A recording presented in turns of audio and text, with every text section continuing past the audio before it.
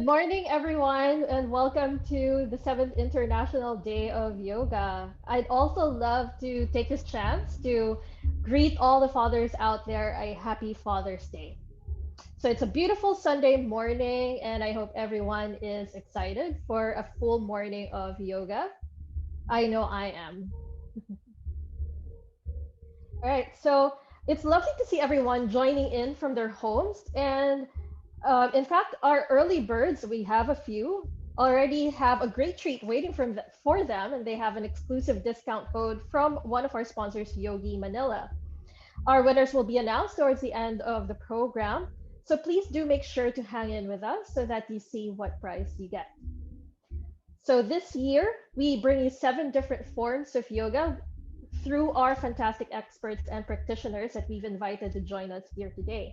And we hope that this session will give you a revitalizing and rejuvenating time for your mind, body, and soul. So today, we'll take you through a yoga journey beginning from your mind and learn first meditation and mindfulness techniques, all the way until understanding about yoga retreats and how they can impact your life. So we have a full morning planned, and I can't wait to get started. But before that, I'd also like to invite all our participants on Zoom if they would want to please turn on their videos so that we can all see each other, our beautiful faces. Thank you guys so much. And hello, hello, welcome. So nice to see all your faces in there. All right.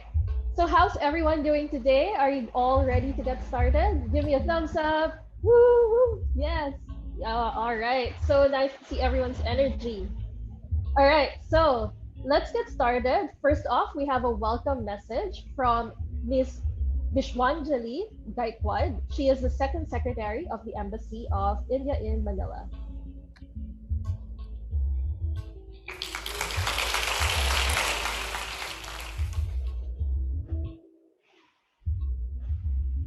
Namaste, Mabuhay, and a very good morning to all of you. As we gather here today, this beautiful morning, to celebrate the International Day of Yoga 2021, on behalf of all the organizers, let me take this opportunity to welcome you all. As you may be aware, that recognizing the universal appeal and its efficacy as a tool of experiencing well being across age groups, across nationalities, and across social backgrounds, the United Nations declared 21st of June as the International Day of Yoga in December 2014. Today, yoga is practiced in various forms around the world. In the Philippines as well, yoga continues to grow in popularity with increasing number of yoga teachers, passionate practitioners engaging with yoga beyond its physical aspect, but as a tool of self-refinement. This year, the International Day of Yoga indeed comes at a crucial time. It has been almost more than a year that all of us are experiencing the stress and challenges that most of us have never experienced in our lifetime. And I believe that at such a juncture, yoga becomes all the more important as a tool for increasing our resilience, for enhancing our physical health, our well being, and our ability to tackle what is not in our control with as much efficacy as possible. On this note, I take this opportunity to welcome you all again from the Embassy of India and from all the organizers here and look forward to the event today. I hope you have a great Sunday. Thank you. Thank you, Miss Vishwanjali. We are all just as excited to be here today. Now let's also hear from the president of ICAP, Mr. Ram Sitaldas, on their enormous effort in putting together today's event.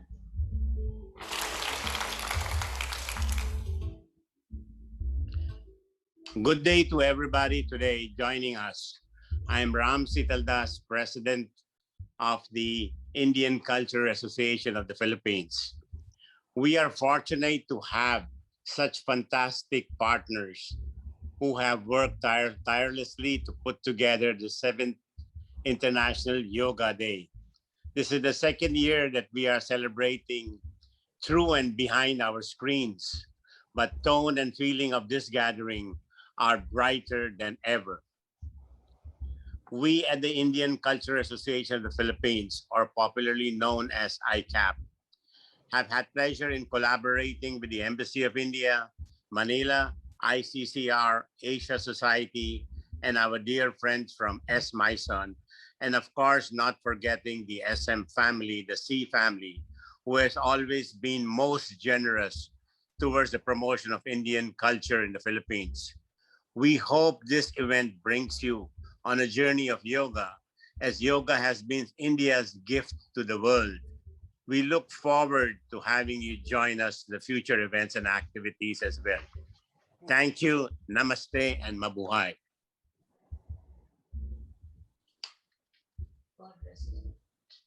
Thank you, Mr. Ram.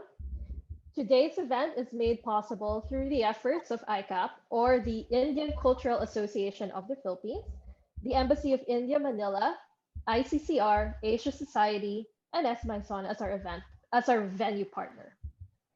All right, everyone. So roll out your mats if you haven't yet, and let's get today's program started.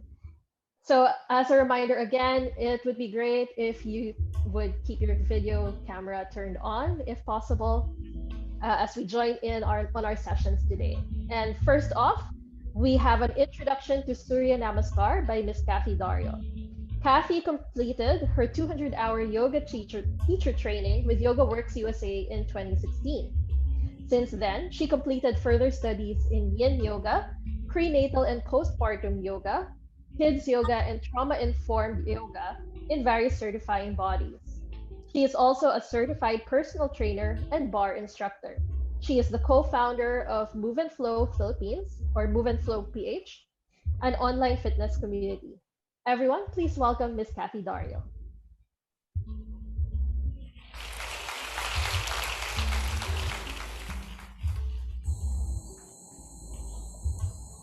Good morning, everyone. My name is Kathy Daria. I am a yoga instructor and the co-founder of Move and Flow PH, an online fitness and wellness community. I am honored to be part of this year's celebration for the International Day of Yoga, and I would like to start off by thanking and expressing my gratitude for the Embassy of India and the Indian Cultural Association of the Philippines for inviting me to share the benefits of yoga this morning. We will be performing and practicing the sun salutes, which, in my opinion, is such a great way to start the morning and invoke the light that surrounds us. That is why I'm in my garden this morning, and to invoke the light within us as well. So when you're ready, I'd just like you to come at the top of your mat, and we're gonna get started by warming up the body. So I just want you to find your Tadasana. You can perform this with your feet together. If you tend to perform your Tadasana in the more Ashtanga Vinyasa sense, if you'd like to modify, you can bring your feet slightly wider than your hips or just underneath your hips. Energize the fingertips down and away from the mat.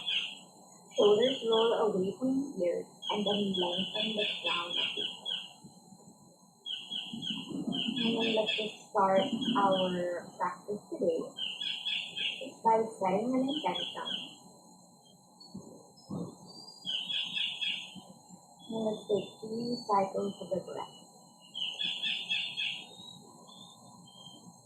In through the nose and out through the nose.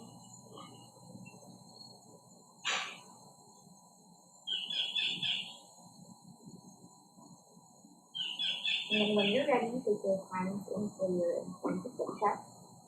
Let's begin. Inhale, arms circle up towards the sky. Stretch up through the arms, lift up. And then exhale, bend at the knees, fold forward, press the belly towards the sides. Inhale into your halfway lift. Palms in your shins, shoulders away from the ears. Broaden through that upper back. And then exhale, plant the palms down. Step your legs back into your plank pose. Shoulders over the wrists. Bring the knees down towards the mat, hips down towards the heels. We're modifying for the first few salutes. Pressing the hips back towards the earth, extending through the arms, finding your child's pose.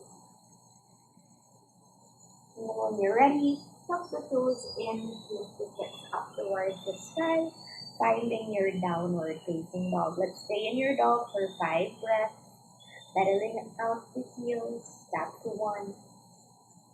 Lengthening through the sides of the waist. Exhale, that's 2. Lengthening through the outer seams of the arms, that's 3. Just allowing the belly to come closer towards the thighs. Exhale, that's 4. And then when you're ready, look forward, step forward towards the top of the mat, fold forward. Bend the knees as much as you need to. If you can't touch the ground with your hands, then you're going to bend the knees until you do so. Let the head and the neck relax. Inhale into your halfway lift, Ardha Uttanasana, shoulders away from the ears. Lean the body weight to the toes.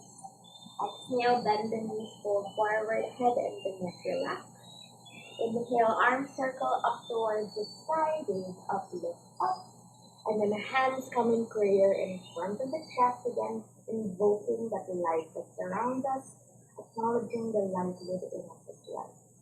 Let's continue, modifying for the first few rounds. Inhale, arms lengthen up, circle them up.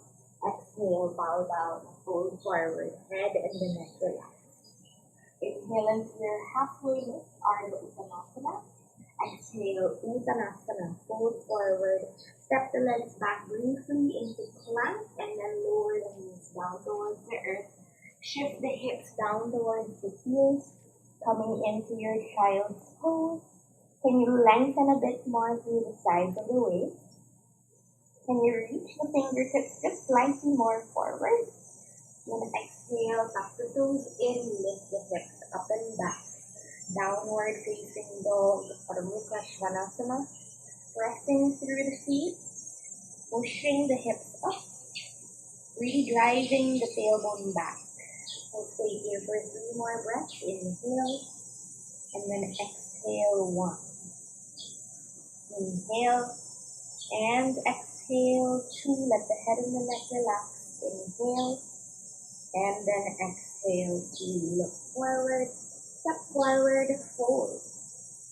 Inhale, halfway lift. Shoulders away from the ears. Exhale, plant the palms down, feel that stretch in the lower back. Inhale, arms lengthen up towards the sky, stretch up. And then hands in prayer in front of the chest. 1 more round, just like that. Inhale, circling up. Exhale, hinging at the hips. Fold, push the feet. Inhale, halfway lift. Imagine that there is a pencil at the upper back. That is squeezing that imaginary pencil, raising that upper back. Exhale, plant the palms down, knees down, right away. Coming into your hand fold. And then bring the hips up and back, downward facing dog. 1 breath here, inhale, and then exhale, gaze at your big toe. Inhale, and then exhale, lengthen through the spine, look forward, step forward, hold, inhale, halfway lift, shoulders away from the feet, exhale, melt. Inhale, arms lengthen towards the sky, and then hands come in prayer in front of the chest. We will now perform your sun salutation A. So this will be your flow. That will begin in Tadasana, ending in downward facing dog. In between, we will start moving into your chaturanga and your upward facing dog. I'm just going to fix my hair. Those of you who practice yoga know that whenever you do yoga, your hair gets busy. So, ready? Let's begin. Stand at the top of your mat, mountain pose. Inhale, arms reaching up towards the sky. Exhale, bend the knees, fold forward.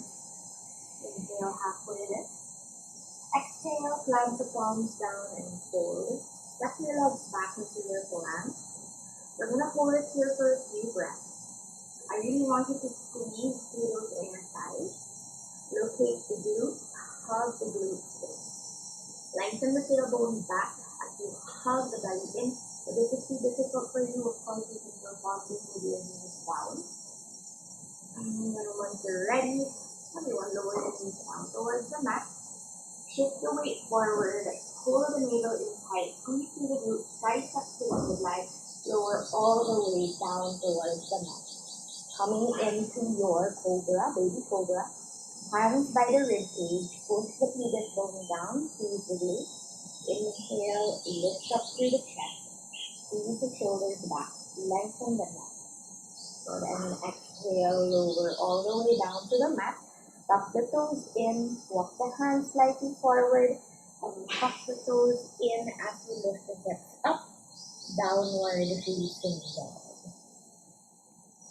Inhale again, exhale, one, you can feel that stretch in the back of the legs. Inhale, and then exhale, two, the heels don't have to be flat down, you can lift the heels and bend the knees slightly. Inhale, and then exhale, three, look forward, step forward, as many baby steps as you need. Inhale into your halfway lift, shoulders away from the ears. Exhale, plant the palms down and fold. Inhale, arm circle up towards the sky, gaze up, look up. Hands come in prayer in front of the chest. Inhale, arm circle up towards the sky. Exhale again, bow down. Maybe straighten your legs already just a bit. If it's not happening, that's okay. Inhale, halfway lift again, shoulders full away from yours. Exhale, plant the palms down with the ground. Hasta bandha engage as you come into your high plank. And then lower the knees down towards the mat. Pull the navel in. Triceps to the midline as you lower down with control. Alright, coming into your baby cobra, palms by the ribs. Squeezing the elbow heads back as you lengthen through the neck. Feel that upper back engage. When you exhale, lower all the way down. Take a breather here. Your next exhalation, tuck the toes in. Lift the hips up and back. Downward facing dog. To rest here, inhale. And exhale, grip the ground with your finger pads. Inhale. And then exhale, lengthen through the back of the leg, look forward, and then step forward. Ooh, pull forward. Inhale, halfway lift, lengthen through the spine. Exhale, plant the palms down, fold. Inhale, arm circle up towards the sky, gaze up, look up. And then hands come in prayer in front of the chest. One more round of your sun salute. 8. Inhale, arm circle up, gaze up, look up. Exhale, bow down, fold forward. Inhale into your halfway lift. Exhale, plant the palms down. We're going to try a full chaturanga. So this proves to be not within your body today. You can always just lower the knees down or flip it all together. But if you can, keep the knees up, shift forward, squeeze the glutes, triceps in, lower all the way down with control. Inhale, dry now your upward facing dog. Straighten the arms, lift the thighs, squeeze the glutes, upper back is engaged. Exhale, tuck the toes under, hips lift up and back, downward dog, and then step forward, fold forward. Inhale, halfway lift. Exhale, fold forward. Arms lengthen up towards the sky, and then hands in prayer in front of the chest. Alright, so you're going to do 2 more rounds on your own. You can just follow along with me. I will not be instructing for the next 2 rounds of your sun salute. Just do it at your own pace, and then I will meet you back at the top of the mat, and we'll proceed further. Okay? When you're ready, at your own pace, and I'm gonna go ahead.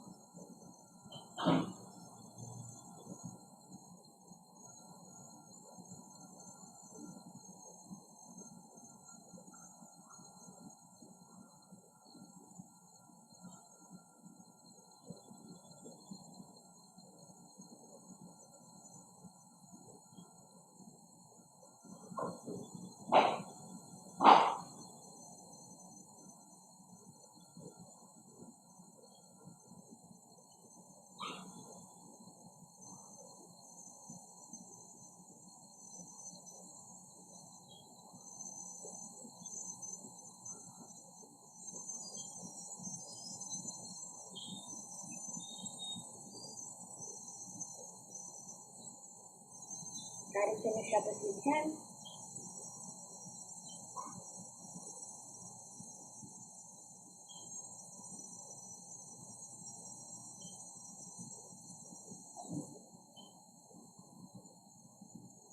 And then finish up if you can, or if you've already finished up, I'd like us to take a sip of water. So the sun salutations are naturally heat building, which is why you get really sweaty in between the salutes. So it's important to stay hydrated. I'm gonna drink in water now.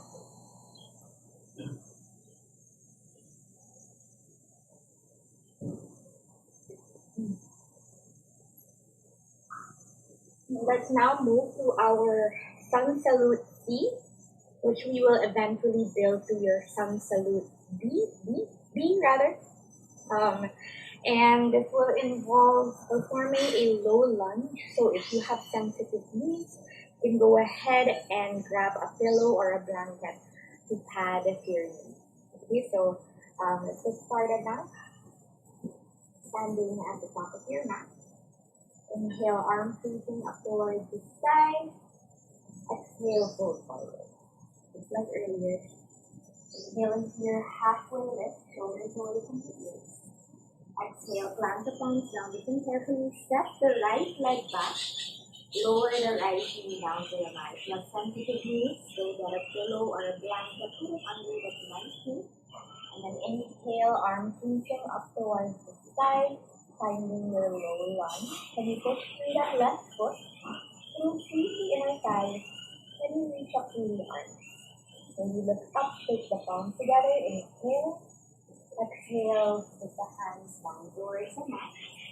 You can wiggle that left foot slightly closer so it comes underneath the knee. You have space to step back. Into your plank pose, option 1. Move to your chaturanga and modifying through line. Option 2, just push back into your downward facing dog. So there are lots of options that you can do. You can either do a full vinyasa, or you can just come into down dog, or even rest in child's pose. Just listen to your body. Step the right foot forward, lower the left knee down towards the mat, and then inhale, arms lengthen up towards the sky.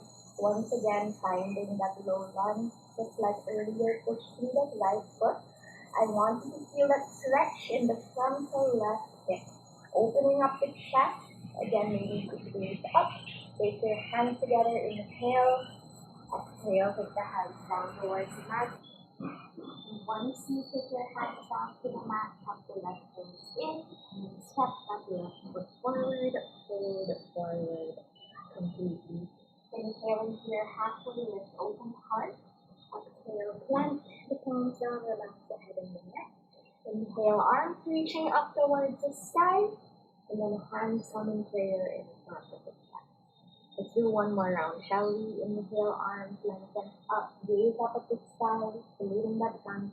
Exhale, bow down, forward. Inhale, halfway lift, open up that heart. Exhale, plant the palms down, set that left leg back, left knee down on a pillow, on a blanket, or just on your mat. And then reach the arms up towards the sky, low lunge once again. Release, anchor through the spine, pull the navel in, reaching through the fingertips.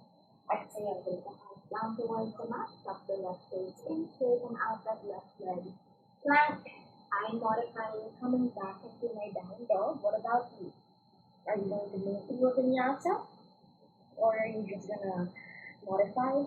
Take a breather, listen to your body. Then step the left foot forward, right knee comes down towards the mat. Inhale, arms lengthen up towards the sky. Again, taking the hands in prayer if you like. If that's available for you, stretching through the side of the waist. Inhale, exhale, take the hands down towards the mat. Tucking the right toes in, stepping forward. Hold it. Inhale, halfway lift. Exhale, fold. Inhale, arms reaching up towards the sky, and then hands interior in front of the chest. We will just do one round of Surya Namaskar B, and then we'll call it a day. Alright, so keep the hips low, coming to your Utkatasana, chair pose. Bring the hips back, tailbone back, lengthen the spine. Imagine a pillow sitting on a chair, and then exhale, fold forward, head and the neck relax. Inhale, halfway lift, heart open wide. Exhale, plant the palms down and hold. Stepping back into your plank and moving to a modified chaturanga. Coming into the back bend of the joints. Exhale, close up in. Downward dog. Right foot, step it forward. Left heel down to the mat. You can widen the stance to accommodate the width of your hips. And then inhale, reaching the arms up. Warrior one. So the right heel strapping above the ankle. That left heel is pressing down. The arms are reaching overhead. Ribcage forward. Exhale. Hands come down towards the mat. Step your right leg back. Lower knees. Chaturanga. Inhale, upward dog. Exhale, down dog. Left foot, step it forward. Right heel down. Inhale, arms lengthen up, reach up, gaze up. And then exhale, hands come down. Step it back.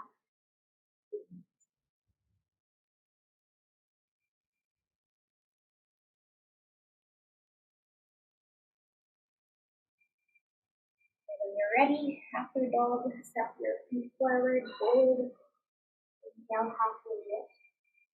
Exhale, hold, chair pose, Tadasana. And hands come into in front of the chest. You're free to perform any of those variations of the sun salutes again. You can do the modified version we did at the start. You can do some salutation A, you can do some salutation C with our low lunge, or you can do another round of your sun salute B. Please continue your practice. It was an honor leading you this morning. I will see you soon, and have a good morning. Happy International Day of Yoga again. Thank you to Teacher Kathy for such a wonderful start to our morning. I don't know about you guys, but I'm feeling pretty energized right now. Anyone else feeling the same? Show of hands, maybe? How was that? Good. All right. Okay, so up next, we take things slow and we get back to basics as we explore mindfulness and meditation techniques with Miss Jamie Timbal. Jamie has extensive corporate experience and was an executive at a Fortune 500 company before she fell in love with the practice of yoga. She has been teaching since 2014 and she now teaches full time while applying her business background as the Chief Executive Officer at Yoga Plus Incorporated. Her objective is to help transform lives one class at a time through the practice of yoga and mindfulness. Everyone, let's welcome Miss Jamie Timbal.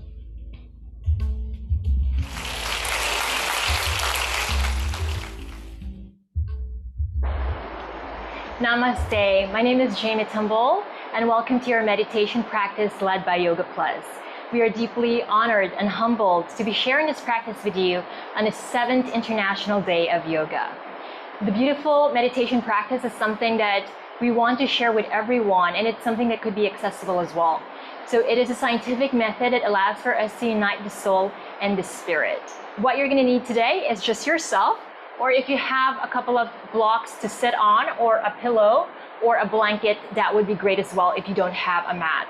If you're sitting on a chair, you could sit on a chair and move the feet flat on the ground. If you're sitting just like me, you could sit cross-legged. And then also, the most important thing is we face north or east. That allows for us to get more in tune with our meditation. So when you have all of that, let's go ahead and begin. Sit comfortably in a chair, whether you're on the ground or on a chair. Press your sit bones down, lengthen into your spine, chin parallel to the ground. Lean your body back a little bit, not resting to the back rest, but more upright with the spine. Belly in, chest up, relax the shoulders. Move your hands a little bit more closer to you with the palms up into the ceiling. And then begin to just notice your breathing right now.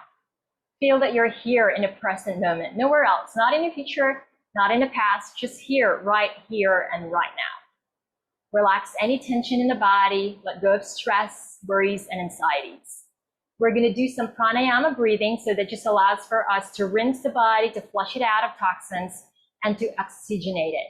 And if you have any contraindications, such as you're pregnant, or you have hypertension, or if you have any conditions that do not allow for you to breathe deeply and hold your breath, please skip this next exercise and just breathe in and out through your nose like normal.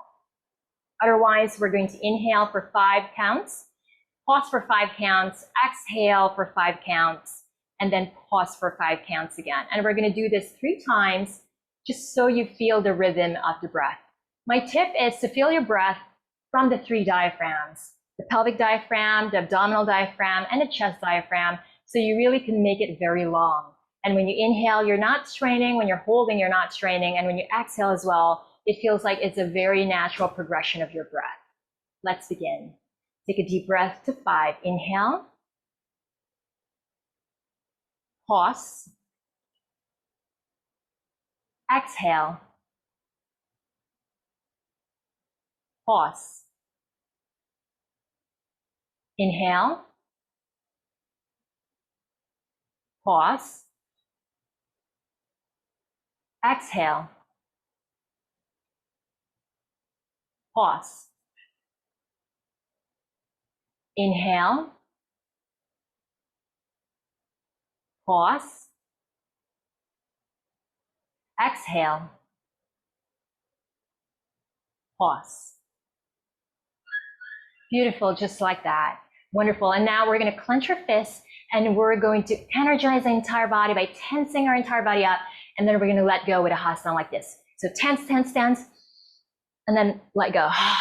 Yeah, we're going to do it 3 times as well. So inhale, tense everything up. Exhale, let go. 2 more times. Inhale. Exhale. 1 more time. Inhale. And then exhale.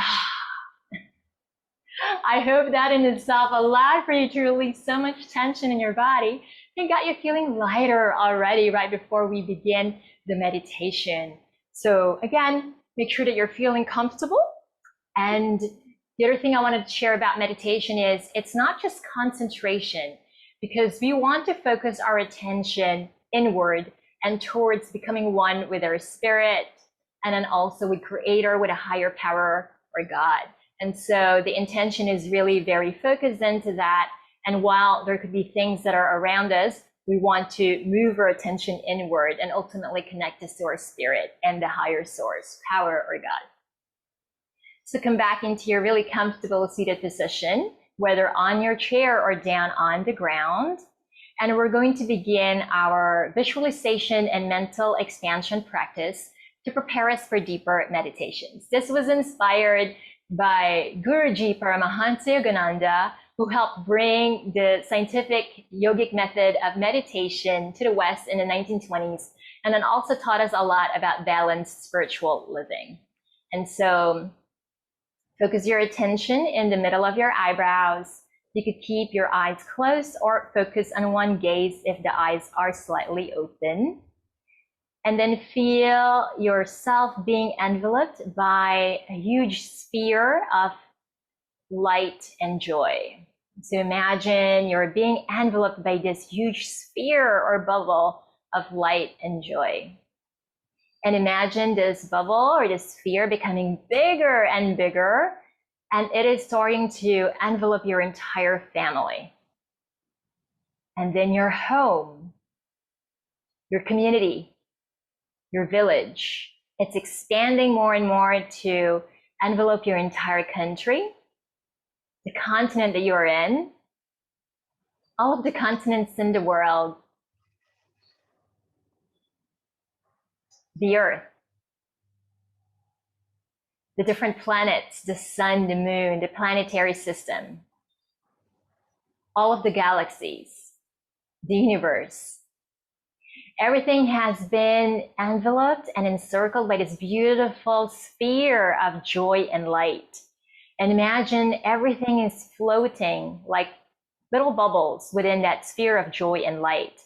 And you are one with the sphere of joy and light. This sphere is within you. and yet you are also in it. So just imagine that, just like everyone else, you're like a little bubble inside this beautiful sphere of light and joy that is inside of you, and you are within it as well. If you are having a challenge, just imagining yourself as light and joy and being in this sphere, remember memories where you are with loved ones or milestones in life where you experience joy and beautiful light in your life, and bring your attention back into this beautiful bubble of light and joy where everything is, including you. This bubble of light and joy is deep inside of you. From this space, affirm, I am light. In this beautiful space, affirm, I am joy. This light and joy are a part of me, and I am light. I am joy. Repeat this many times mentally. I am light.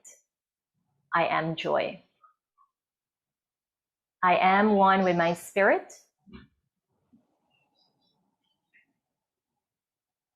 I am one with my soul. I am light. I am joy. I am one with my spirit. I'm one with my soul. I am one with Creator. A few more times just like that, just reliving the sensation and the feeling of peace, of calm, of bliss. I am light. I am joy. I'm one with my soul. I'm one with my spirit. I'm one with Creator.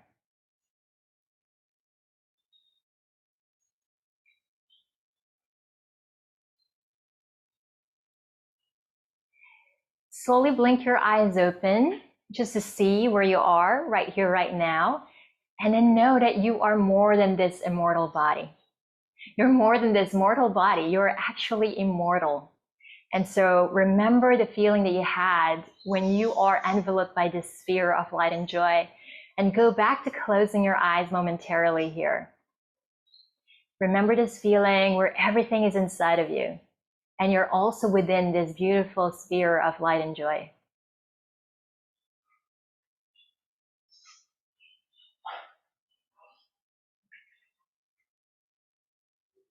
Perhaps here you could smile,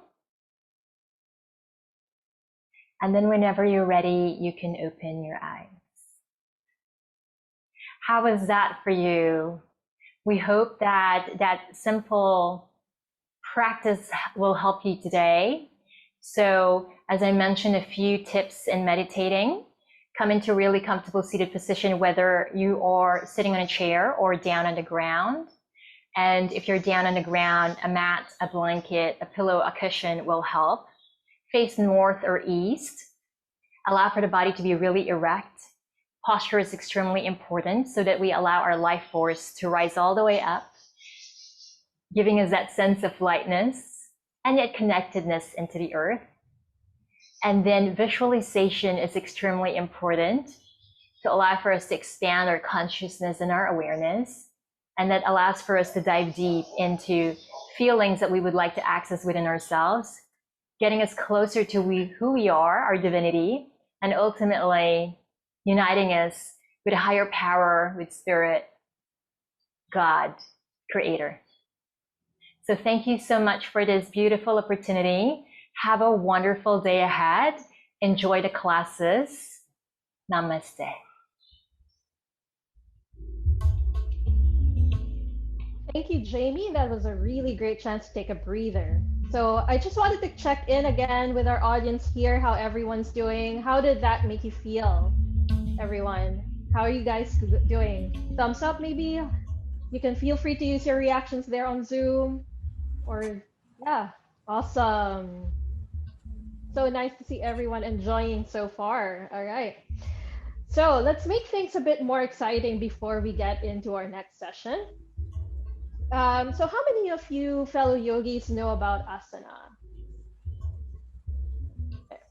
Well, there are basically, 12 basic poses of asana. So, what we're going to do is that we'll get one of you to demonstrate one of these poses and tell us about it. And in return, you're going to get an exclusive Tula block from our friends at Duyan Manila.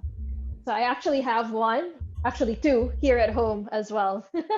But let's get to know more about it and how you can use it in your yoga journey.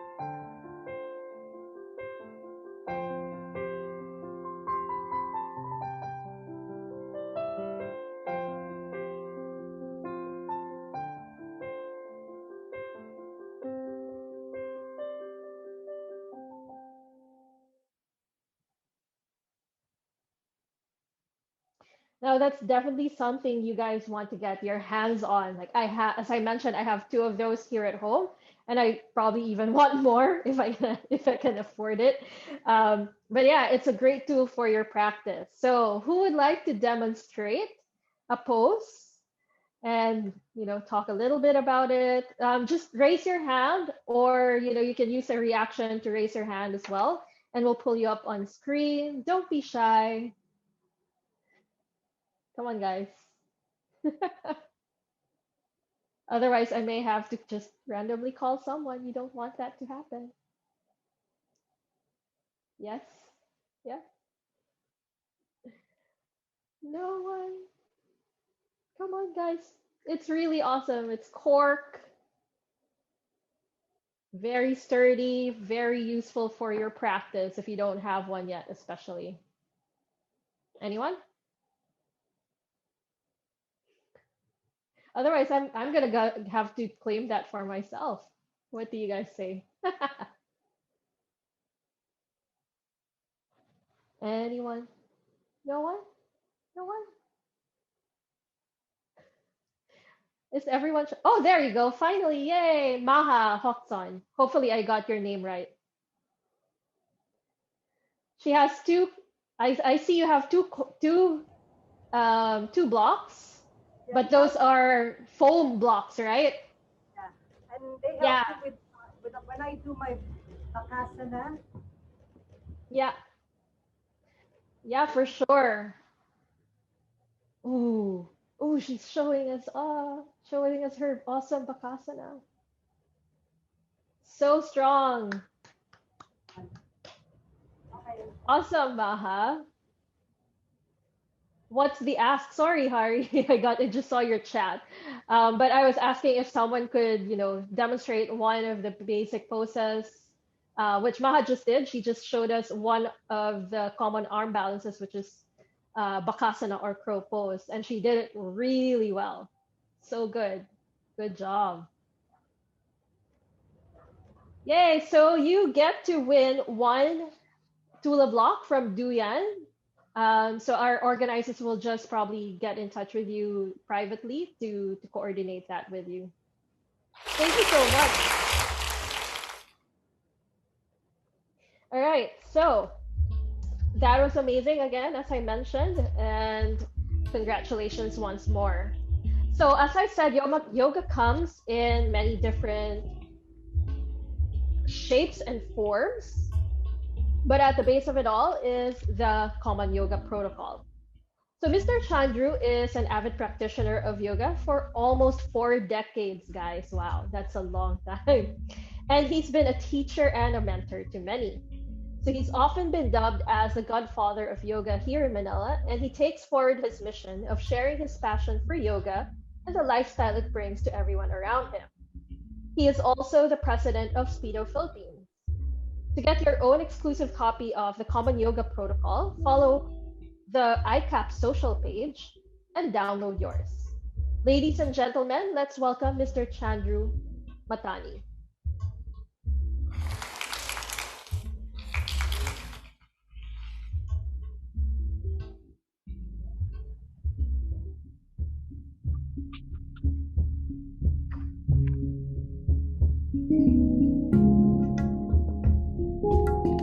Good morning, ladies and gentlemen. Namaste, and welcome once again to the world of yoga. It is my privilege to take you on this journey to improve physically, emotionally, and spiritually. Yoga is indeed a gift of the gods from ancient India. But the need of the hour is we have to boost our immunity to fight with the corona pandemic. The solution is nitric oxide, which is a molecule discovered by the Nobel Prize winner, Dr. Louis Ignarro in 1998. It can be produced by nasal vibration. But first, you need to steam or do nasal irrigation to clear the nasal passages. Then simply saying Om, which is a universal sound, O starting at the stomach, going up to the chest, and M ending on the lips. These strong vibrations in the nasal area create nitric oxide in the paranasal sinuses and kills virus, bacteria, etc. And secondly, nitric oxide causes the coronary arteries to dilate and improve the blood supply to the heart. In an emergency, nitric oxide nasal spray is given to abort a heart attack. So Om vibrations daily go a long way. The other option is to close the fleshy outer part of the ears with your index fingers and make the bumblebee sound, which gets magnified 100 times because of closed ears.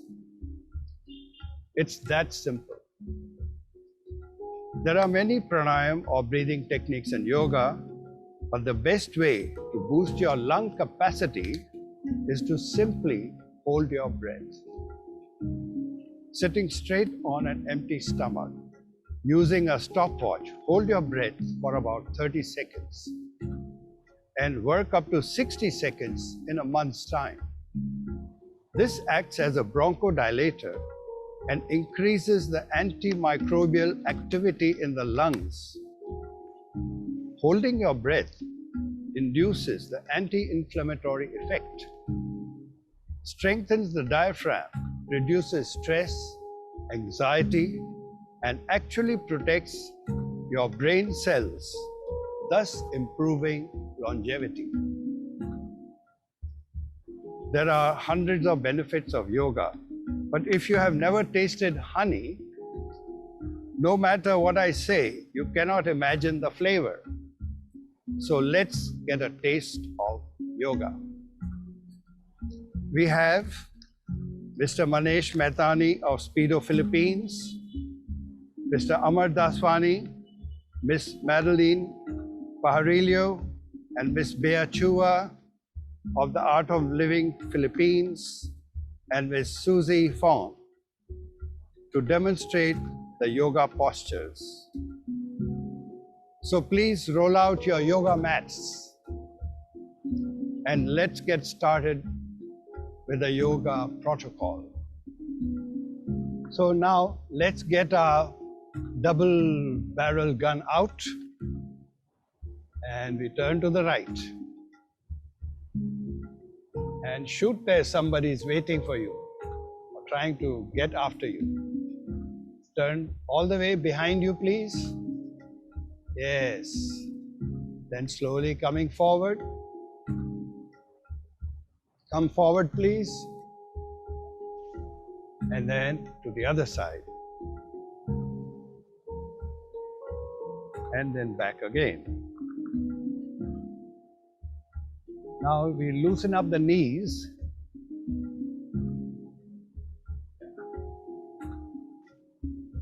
Breathe in, now breathe out. Hands down.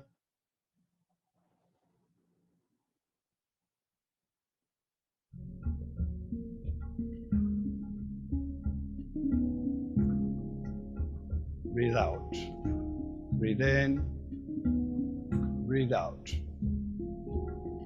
One more time, breathe in. This is what you call a mood changer. You'll do this a few times. This is just a demonstration. Do at home, and you'll find yourself getting into a better mood. The other palm tree posture, the Tadasana. Hands up. Yeah. And balancing is important. That shaking of the body, it increases the bone density in your body. Slowly coming down.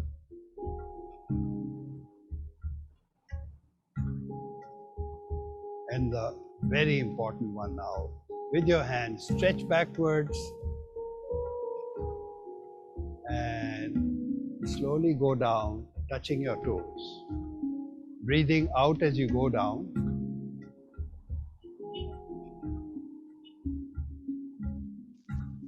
The longer you stay, the better for you.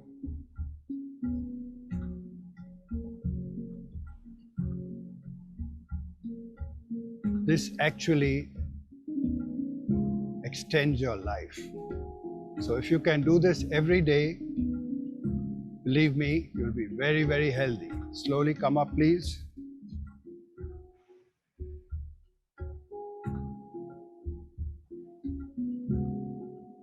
And back. Now the Ardha Chakrasana, the half wheel posture.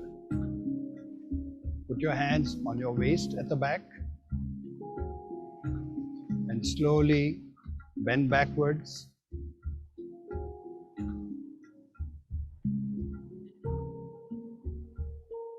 We are here in the lap of nature. Lovely sea view, palm trees, breeze blowing, and back. We now go for the triangle posture. The triangle pose, left foot out. This gets your whole body in shape. From your toes to your knees to the back. Keep stretching. This hand goes up, this hand goes down. Left hand down, right hand going up. Open your chest. And then slowly coming up. Change sides to your right.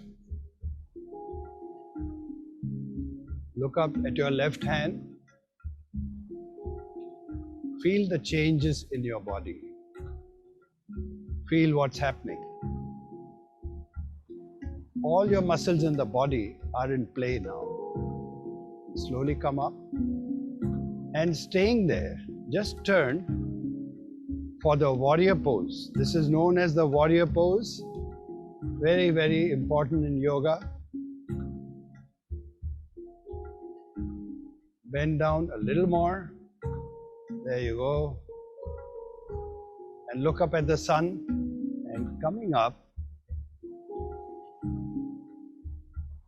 left leg forward.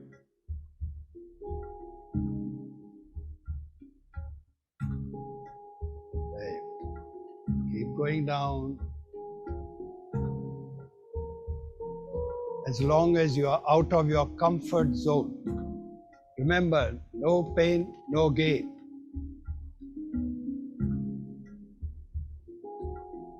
Your heart is actually beating faster. We have measured it. It really works. and slowly coming up.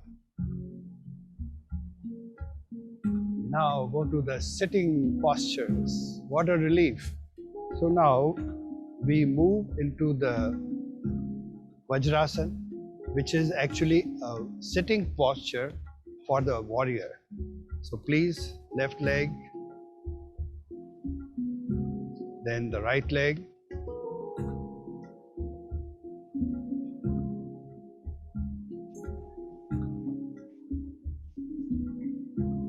This is a position you can be doing any time of the day, preferably after a meal.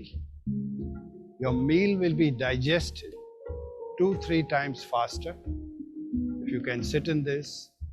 This is also good for meditation, looking out into the beautiful nature. It's such a lovely posture. So please practice whenever you can. So now we do the half camel, the Ardha Ushtrasana. The half camel is a very, very simple posture. It takes away your tiredness, right? When you are tired, you go shopping, you feel like dropping, drop like this, half a camel. See how easy it is, and yet it's working. That's the beauty of it. It works. Then slowly come up and get ready for the full camel. Rest on your heels. Yeah. Do only as much as you can.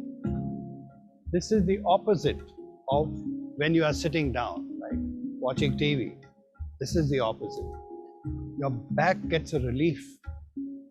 And if you are really tired, this will wake you up and get you out of that tiredness.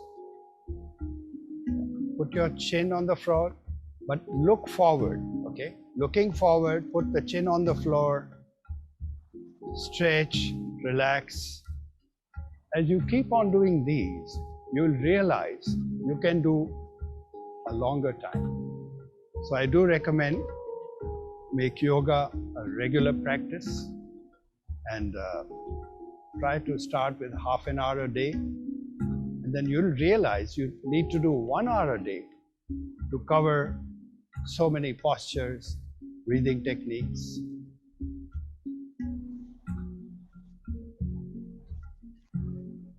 Now the spine is a very tricky thing.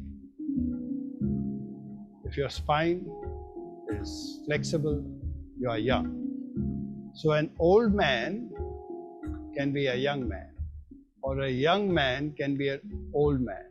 So you are as old as your spine. Amar has opened his chest. That's what has to happen. The chest must open. Great. And change sides. Now to the other side.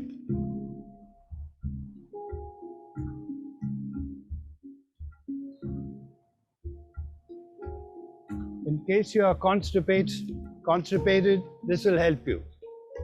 This works in many directions.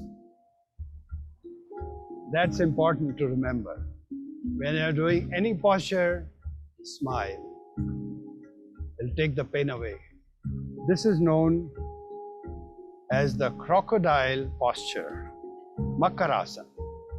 Imagine the name crocodile given to it because it's very powerful. If anybody has problems on the back, problems in the legs, such as sciatic pain, this will take care of. So stretch your legs, open them a little more. The heel and the toe should be on the floor. Very, very relaxing. When you are tired, stressed out, very anxious, this will take care of it. We move on to Salabhasa. Yeah, with palms up for the first two. The left leg going up. Stay for a while. And while you are staying in a posture, please don't hold your breath. Here you go on breathing naturally. Slowly bring the leg down. Now take the right leg up and slowly bring it down. Now you reverse the position of your hands. So palms on the floor to get that extra power you need. And the only time you're allowed to hold your breath doing a posture, take a deep breath in, hold your breath, and take both legs up. There you go. Coming down because you're holding your breath. Now, we turn around and do another very important posture. It's called the Setu Bandhasana, the bridge.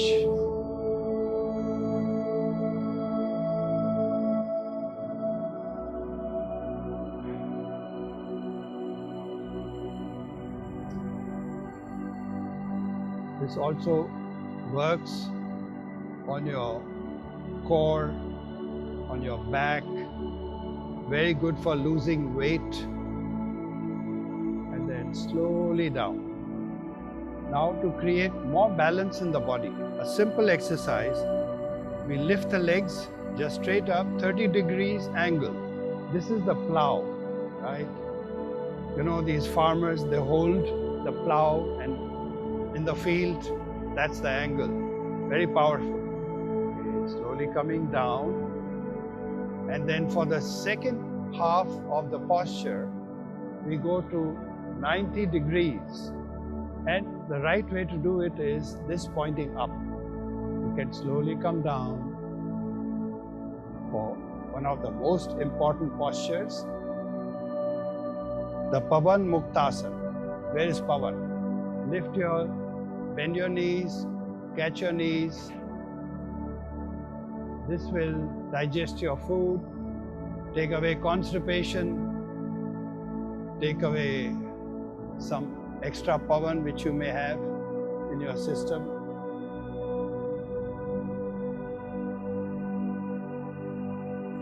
This is one of the basic postures. Now you can hold the posture but put your head back. So we are not going to strain the head, but at the same time, your whole system is working inside for your benefit. And we'll sit up for the Brahmari Pranayama. Push in that extra fleshy part of the ear. So close your ears and make the bumblebee sound.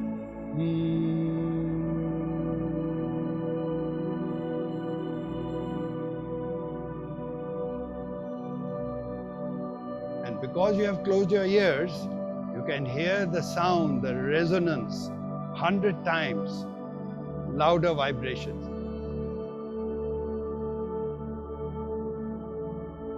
Only breathe through the nose, please.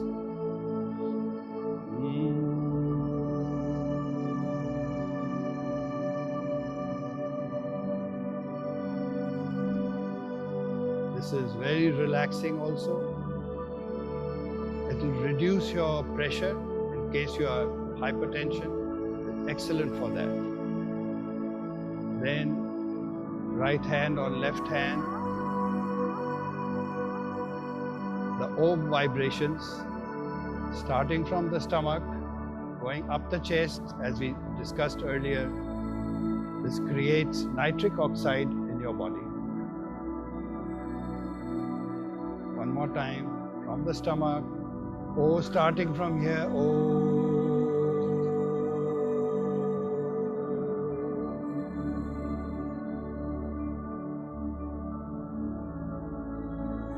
Vibrations, so important. Okay, thank you. Now, the Shavasana, people don't realize how important it is, but you have to do the Shavasana, which means like a dead pose.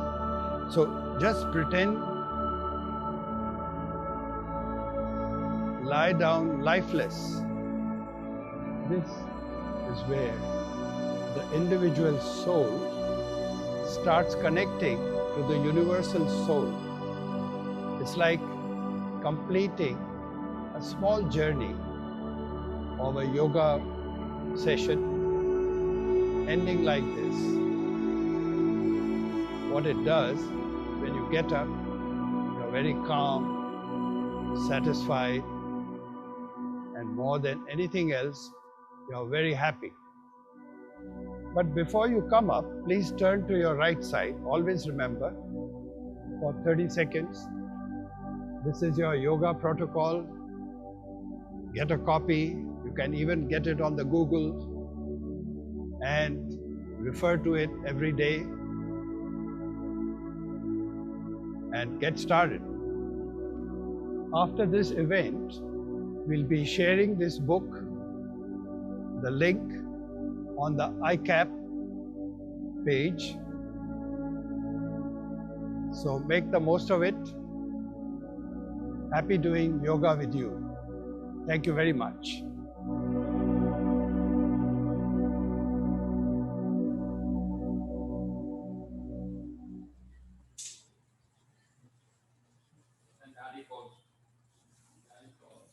Thank you, Mr. Chandru. It's so good to know the fundamentals of the practice and the significance of it in our journey or our practice of yoga. So let's do a quick look into how good our audience is in terms of their strength and balance. So I challenge our audience here to join me in holding a certain pose for as long as you can. And to sweeten the deal, the person who can hold it the longest, aside from me, of course, will win a yoga mat from our friends in Yogi Manila. So what you'll win is a Blink yoga mat with alignment cues or alignment lines. Yoga alignment guides are one of the core fundamentals to any good yoga practice.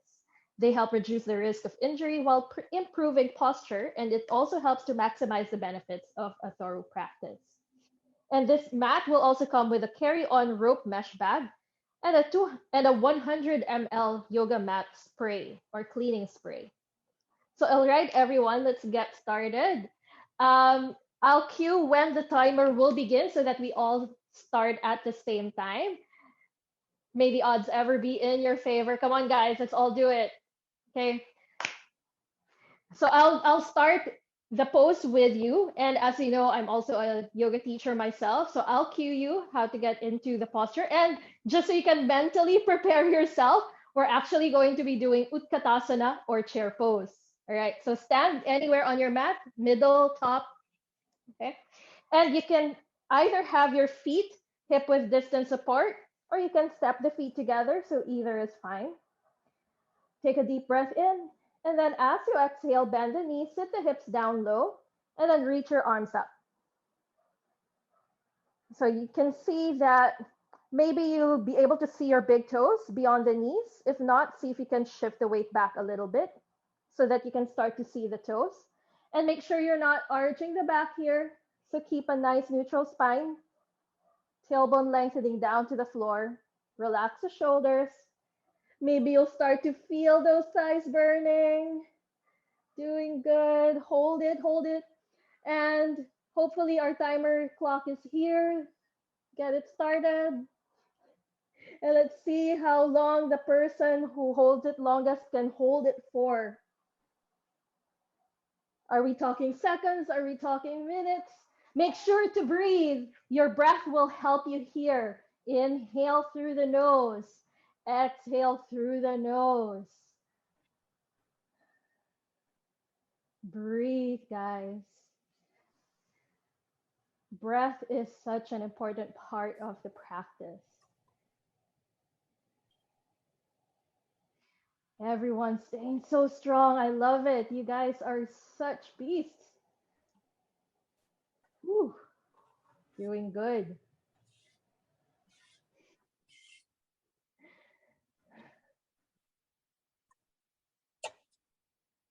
Don't look at the camera. Focus on yourself. Oh, wow. We're at the 1 minute mark and you guys are still going strong. Amazing. Whew,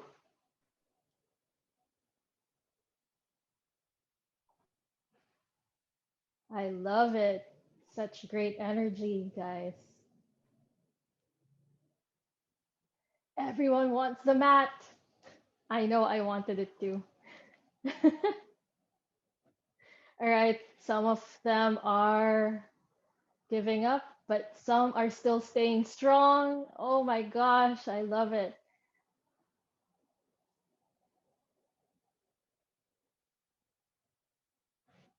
Wow, such strong lower body and core. You guys are so amazing.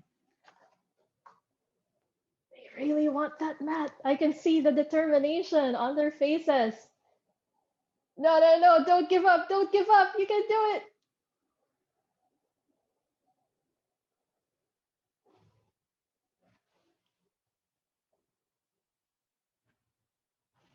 I think we're down to our last two. Am I right? Last two people standing. Oh no, three? Okay. Yeah, three, I think. Or four. No, actually four. Woo. Oh wow.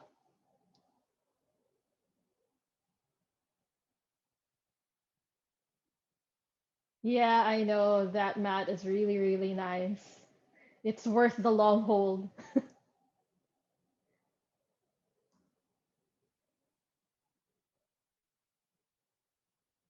Doing good, doing good.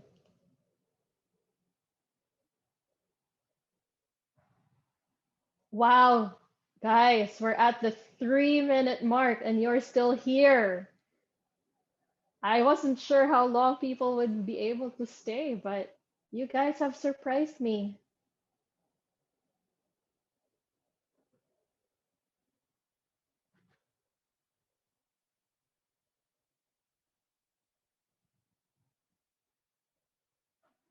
Okay. Challenge everyone that's still holding it. See if you can lower the hips 1 inch.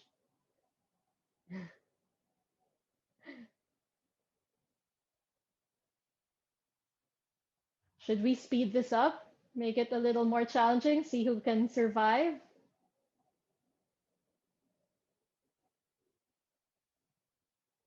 Okay. Okay, I'm going to challenge the four people here. You're in Utkatasana. Let's see who will last longer once we transition. From Utkatasana, shift your weight onto your left leg. Float the right foot off the ground. Right ankle on top of the left knee into your funky chair and hold. I feel like you guys are so strong. We're going to be here forever, so I'm leveling it up. Hold your funky chair. Doing good, doing good. You guys are amazing. All right, I think we're down to two, maybe. Still holding on.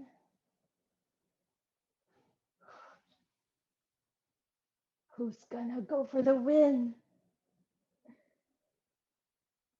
Whoop, whoop. Almost 5 minutes. Wow. 5 minute mark, guys. You guys are amazing.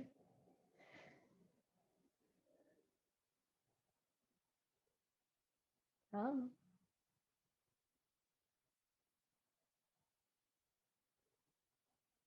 I don't know how you guys are able to do this. 5 minutes, 20 seconds. Colleen, you guys are so strong. Raise, amazing. Wow, I know. I know, right?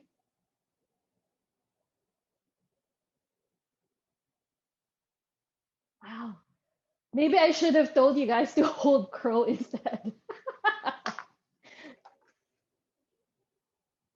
Yeah, but chair is a nice pose. I love chair.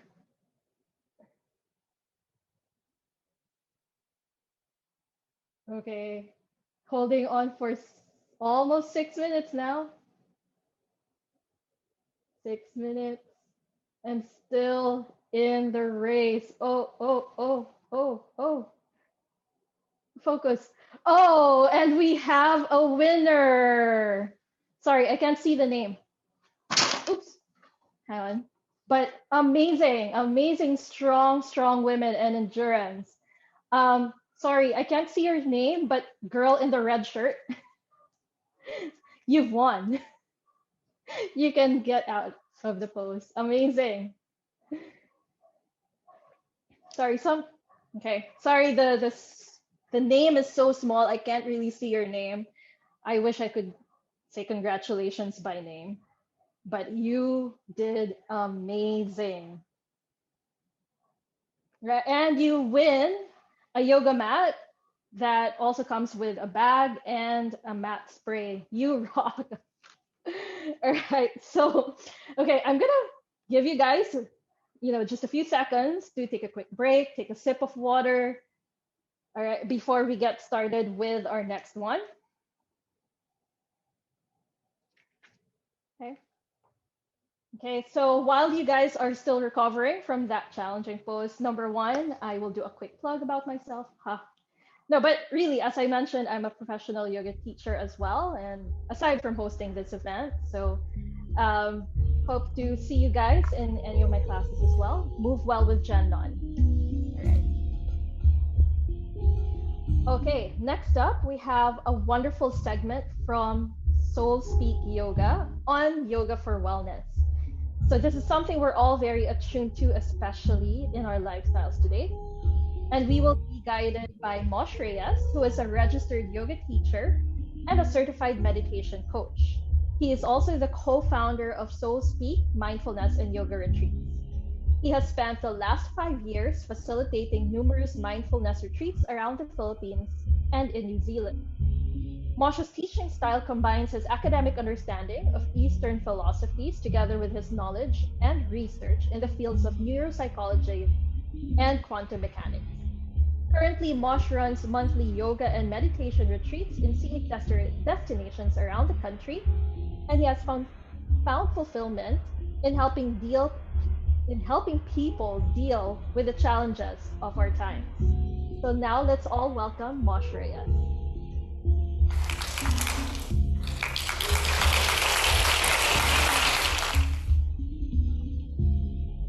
Hi everyone, happy International Day of Yoga. My name is Teacher Mosh. I'm from Soul Speak Yoga. And today I'll be guiding you through a quick 20-minute flow, which is called Yoga for Wellness. All right, so wellness in yoga means the alignment of the mind, body, and spirit. So that is the very definition of the goal of the yoga practice, the alignment of the mind, body, and spirit. So what does this mean to align the mind, body, and spirit? Sometimes in life, the mind wants one thing and then the body wants something else. For example, the mind wants to start eating healthy, but the body automatically grabs for the junk food. So you'll notice the body has a mind of its own. Or another example is you want to wake up early the next day, but then the next day comes, the alarm clock rings at 5 a.m., but the body automatically hits that snooze button. So that's an example of a mind and body disconnect. So that's what we're going to be focusing on for today, to bring the alignment back so that the mind and the body will act as one unit. How does one do this? It's through the breath. The thing that sets yoga apart from other exercises is the focus on the breathing. So we're gonna do our movements using one breath, one move. And when you do that, the mind and the body is acting as one unit, as one harmony. All right?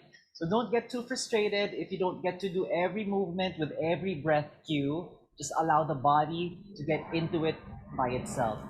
So let's begin to flow. Start it off in a cross-legged seated pose. Relax the shoulders. Begin to roll it forward, up and down, around 5 rounds to really release any tension around this area. Notice when you're angry, the shoulders are up here and the hands are clenched like this. You want to release and bring that on top of the knees. Okay? Take your hands out to the sides and we begin to sync the breath. Inhale, reach your hands up. Exhale, hands down to the sides. Inhale, breathing all the way in. through the top. Exhale, release, and let go. Inhale, reach your hands all the way up. Exhale, release your hands down to the sides. One last. Inhale, reach all the way up. Take the right hand down. Left hand reaches higher. Then exhale, walk the fingers to the sides and fold it here. Keep opening up the chest before lengthening through the sides. Good. Reach both hands up. Inhale. Release the left hand down this time. Right hand reaches up higher on an inhale. And then walk the fingers to the sides and fold it here. Keep breathing, keep opening up the chest, keep lengthening the sides. And then reach both hands up. Inhale it here. Then exhale, release your hands down to the sides. Reach both hands up once again, lengthen here. And then start to release your hands down to the front. Okay, palms down onto the mat. Let's come into your tabletop pose. So shoulders above the wrist, and then hips above the knees. Knees are hip width apart, hands are shoulder width apart. We'll do some cat and cows. Tuck the toes here. Inhale, open up the chest. Then exhale, round the back. Once again, one breath, one movement. Inhale, open up. Exhale, round the back. 3 more. Inhale, move with the breath. Exhale, round the back. Mind and body acting as one. Inhale. Exhale. One last. Inhale here. And then exhale, round the back. Press against the mat. Okay. Come into neutral spine. Just start to create circular rotations. Just to warm up the wrists. Lubricate the joints, the knees, and the hips. This is called your marauding bear. Then do the reverse direction as well. Just doing the opposite. Just preparing the body for our yoga flow. Preparing for one breath, one movement. All right, one last cycle. And come back to center. Okay, press against the mat. Begin to kick the left leg to the back, toe pointing down, right hand to the front. Inhale here. Exhale, tap the knee to elbow. Inhale, extend. Exhale to tap. Inhale, lengthen. Exhale to tap. That's 3. Inhale, lengthen. Exhale, 4. Last one. Inhale, reach. Exhale and tap. Okay, inhale here for length and then release your hands and your knees down. Take a cat and cow. Inhale. Exhale, round the back just to reset. Neutral spine, other side. Press against the mat. Left hand reaches forward, right leg kicks back. Inhale here for length. Exhale to tap. 1. Inhale, lengthen. Exhale, 2. Inhale. Exhale, tap. Inhale, lengthen. Exhale, 4. Last one. Inhale. Exhale, 5. Reach and inhale here, and then release. Cat and cow to neutralize. Inhale, and exhale to round. Neutral spine. Okay, press against the mat. Walk your hand, one handprint to the front. Tuck your toes and lift the hips all the way up and back to our first downward facing dog. Feel free to pedal your heels up and down just to warm up the spine. Just warming up the hamstrings as well. And reach both heels towards the mat. All right, take an inhale here. Keep lifting the hips up and back. And exhale. Kick the right leg all the way up. Begin to step it in between your hands. Take a low lunge here. Then reach your hands up. Inhale. Sink the hips lower. Exhale. Reach your hands up higher. Inhale. And then hands down. Exhale. Okay. Bring your hips towards the back. Take an inhale here. Lengthen the spine. Then exhale. Hold. Okay. Rebend the knee. Inhale, reach up. Exhale, hands down. Inhale, lift, bring the hips to the back. Exhale, fold deeper. One more round. Inhale, bend the knee, reach your hands up. Exhale, hands down. Inhale, hips to the back, lengthen the spine. Exhale, fold deep. Let's hold here for 5. Keep lengthening. 4, toes pointing up. 3, feel the stretch behind that leg. 2, keep breathing. And 1, rebend that knee, hands down, and come back to your downward facing dog. We'll do that all on the other side. Just reset in your down dog. Okay? Left leg kicks up all the way. Inhale. Step it in between your hands. Take a low lunge here. Release the knee down. Take an inhale, reach your hands up. Sink the hips lower. Exhale, just to prep. Inhale, reach up higher. Exhale, bring the hands down. Inhale, hips to the back. Lengthen the spine, toes pointing up. And exhale, go deeper only if your body will allow. Okay? 2 more rounds. Rebend the knee. Inhale, reach up. Exhale, flow down. Hips to the back. Inhale, lengthen the spine. Exhale, go deeper if possible. Okay, back again. Inhale, reach both hands up, lengthen. Exhale, hands down. Inhale, hips to the back, lengthen the spine. Inhale.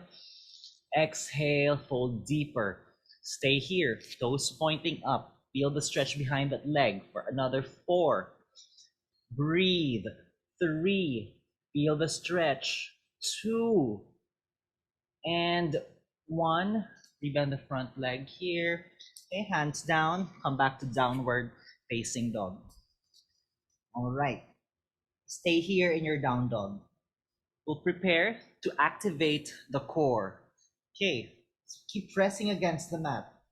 Kick the right leg up. Inhale. Tap the knee towards the nose. That's 1. Inhale, kick up. Tap for 2. Inhale, kick up. Tap for 3. Inhale, kick up. Step the foot in between your hands. Begin to come up into a high lunge. Inhale here. Let's flow with the breath. Tap the hands to the shoulders. 1. Inhale, reach forward. Exhale, fist of fire. Inhale, reach up. Exhale to tap. Inhale, reach forward. Exhale to fist. Last one. Inhale. Exhale. Inhale, reach. Exhale, fist. Inhale, reach up here. Then on the exhale, release the hands down. Then begin to lengthen that leg from the front leg here. And then just stay here. Feel the stretch behind that leg.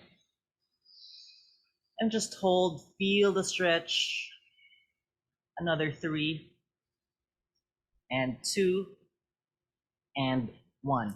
Rebend that leg. Step back. Downward facing dog. Other side.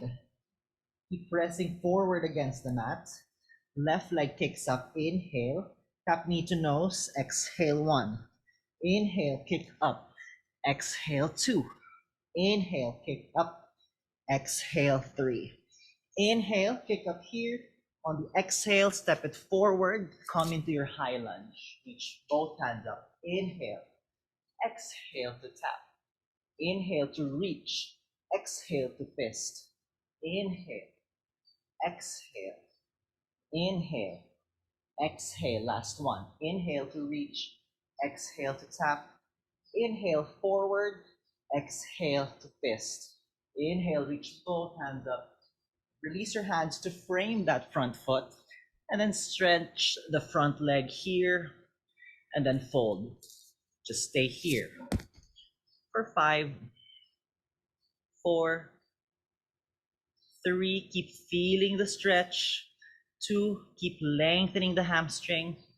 And 1, rebend the front leg. Step back, downward facing dog. Good job, you guys. Release the knees down. Sit on your heels. Take a child's pose. Just appreciating this brief moment of rest. Surrender the forehead down onto the mat.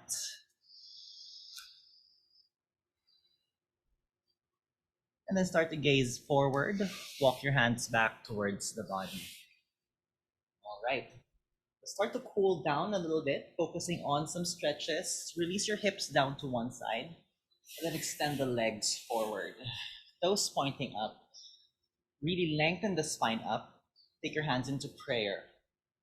This is called our Dandasana pose. So it looks like I'm not doing anything, but this is a lot of work. We're training the body how to sit upright.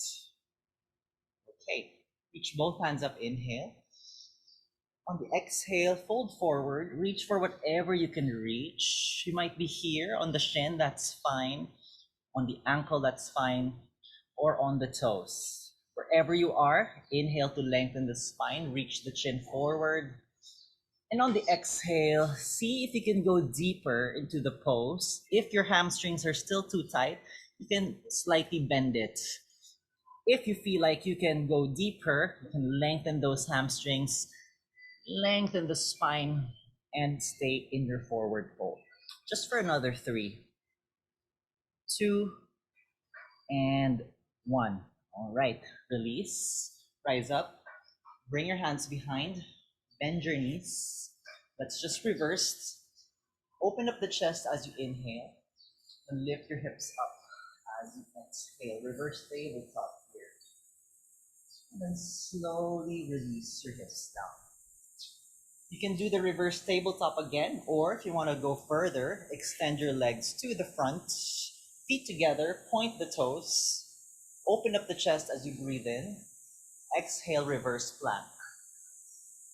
Inhaling here, stay for an exhale. Inhale, keep reaching higher. And then on the exhale, release your hips down. All right. Begin to open up your legs. You can face the long side of the mat. Beginning to really open up the hips. Toes pointing up. Take your hands to the center. Inhale, lengthen the spine. Exhale, walk your hands forward, coming into a fold. See if you can reach your elbows down. If it doesn't reach, that's perfectly fine. Just begin to accept where you are at right now in your practice. Inhale and exhale. Breathe into the inner stretches that you're feeling in the inner thighs. Take an inhale here, walk your hands back, then exhale. Begin to frame the right leg with your hands. Inhale it here. Exhale, walk your hands towards that right leg and fold. Feel where the stretch has transferred. We worked out our legs a lot. Now we're stretching it out. Okay. Walk your hands back towards the body. Reach both hands up just for length. On the exhale, frame the other leg. Take an inhale for length. Exhale, walk your hands towards that left leg this time. Once again, be aware where the stretch has transferred. You're creating awareness through your yoga practice. And then feel that stretch. Don't think, just feel. All right, walk your hands back towards the body. Come back into center. Reach both hands up. Inhale. Now with the left hand, hook the opposite hip. Right hand reaches higher and then fold towards the left side. We're coming into a side body stretch this time. Once again, keep opening up the chest before reaching to the front, towards that left leg rather. And stay. Inhale. Exhale. Reach both hands up. Inhale for length. Right hand opposite hip. Left hand reaches higher. On the exhale, fold to the other side. Keep opening up the chest as you breathe in. And then exhale, reach those hands to the other side. Feel the stretch. Stay here, keep breathing, be aware what is happening in the body, get to know the body intimately. As you reach both hands up, inhale. And then on the exhale, hands down. One last time, just to balance things out. Hold at the center. Just for 3, and 2, and 1. Walk the hands back towards the body. Take your hands underneath your knees and begin to bend it. Take your hands behind and begin to windshield wiper the legs from side to side. Feeling that good release with the legs. And take it back to center. This time, we're gonna start to lie down onto the mat. And make sure as you lie down, your knees are bent and your fingers are touching the heels. Tuck your tailbone in first as you inhale. And then as you exhale, lift your hips up. Clasp your hands behind and then squeeze the shoulders inwards, lifting you high towards the ceiling. Hold it here for 3, 2, on 1, unclasp the hands, release the hips down. We'll do that for a second round. Tuck the tailbone in as you inhale. Exhale, lift the hips up, up, up. Clasp the hands behind. Squeeze the shoulders in. Again, stay here. Keep lifting as high as you can towards the ceiling. Another 3. And 2. And 1. Unclasp the hands and release your hips down. All right, begin to hug your knees close to the chest. And then just gently rock from side to side, massage the lower back. All right. Now release your feet down. Cross the right knee over the left. Take your hands into a letter T.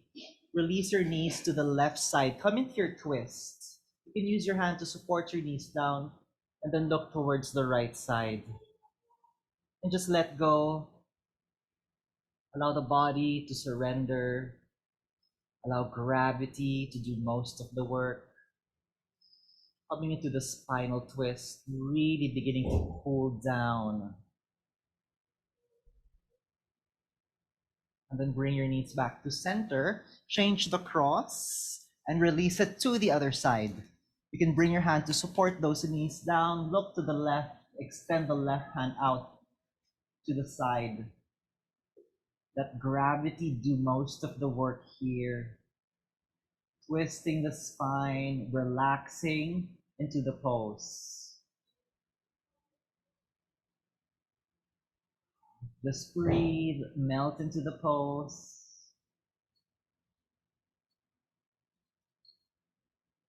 And then slowly bring your knees back to center as you uncross the legs. Once again, hug your knees close to the chest. Extend the legs up to the ceiling. Viparita Karani pose. Just to reverse the blood flow, releasing any dormant energy that has accumulated at the base of the feet.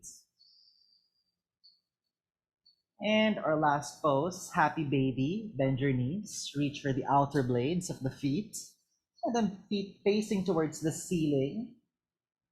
Hold it here. Feel the stretch in the hips. And then begin to hug your knees close to the chest. Come into a compact ball, forehead to your knees. Take a big inhale here. Hold the breath, squeeze everything tight, tense everything up. On the exhale, come into your Shavasana, your last pose. Feet as wide as the mat, allow the feet to roll outwards. And just begin to surrender everything down onto the mat. Now you can stay here for as long as you'd like until your heart rate really goes back down to normal. And just keep focusing on the breath. And as you relax and surrender into your Shavasana, allow the body to absorb all the benefits of the yoga practice. And this is where I leave you. I hope you guys feel the benefits of your yoga practice and have a more aligned mind, body, and spirit.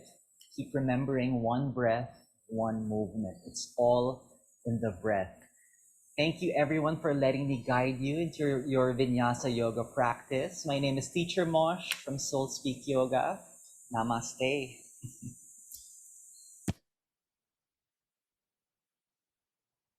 Thank you, Teacher Mosh.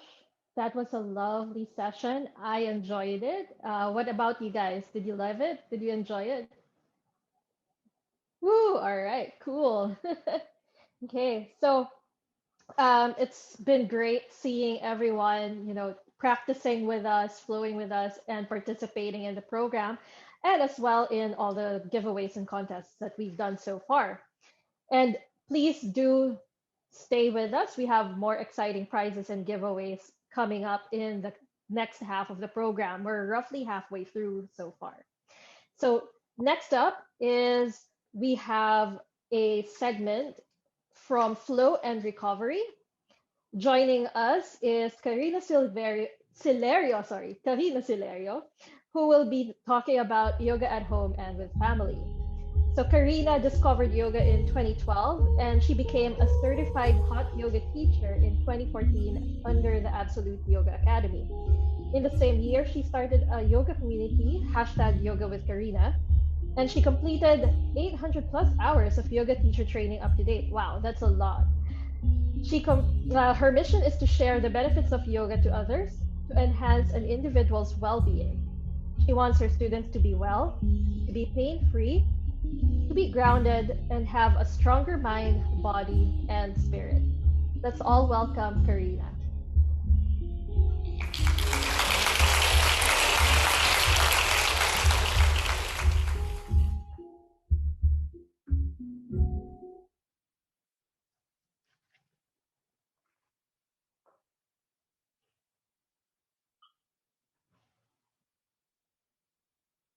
Good morning.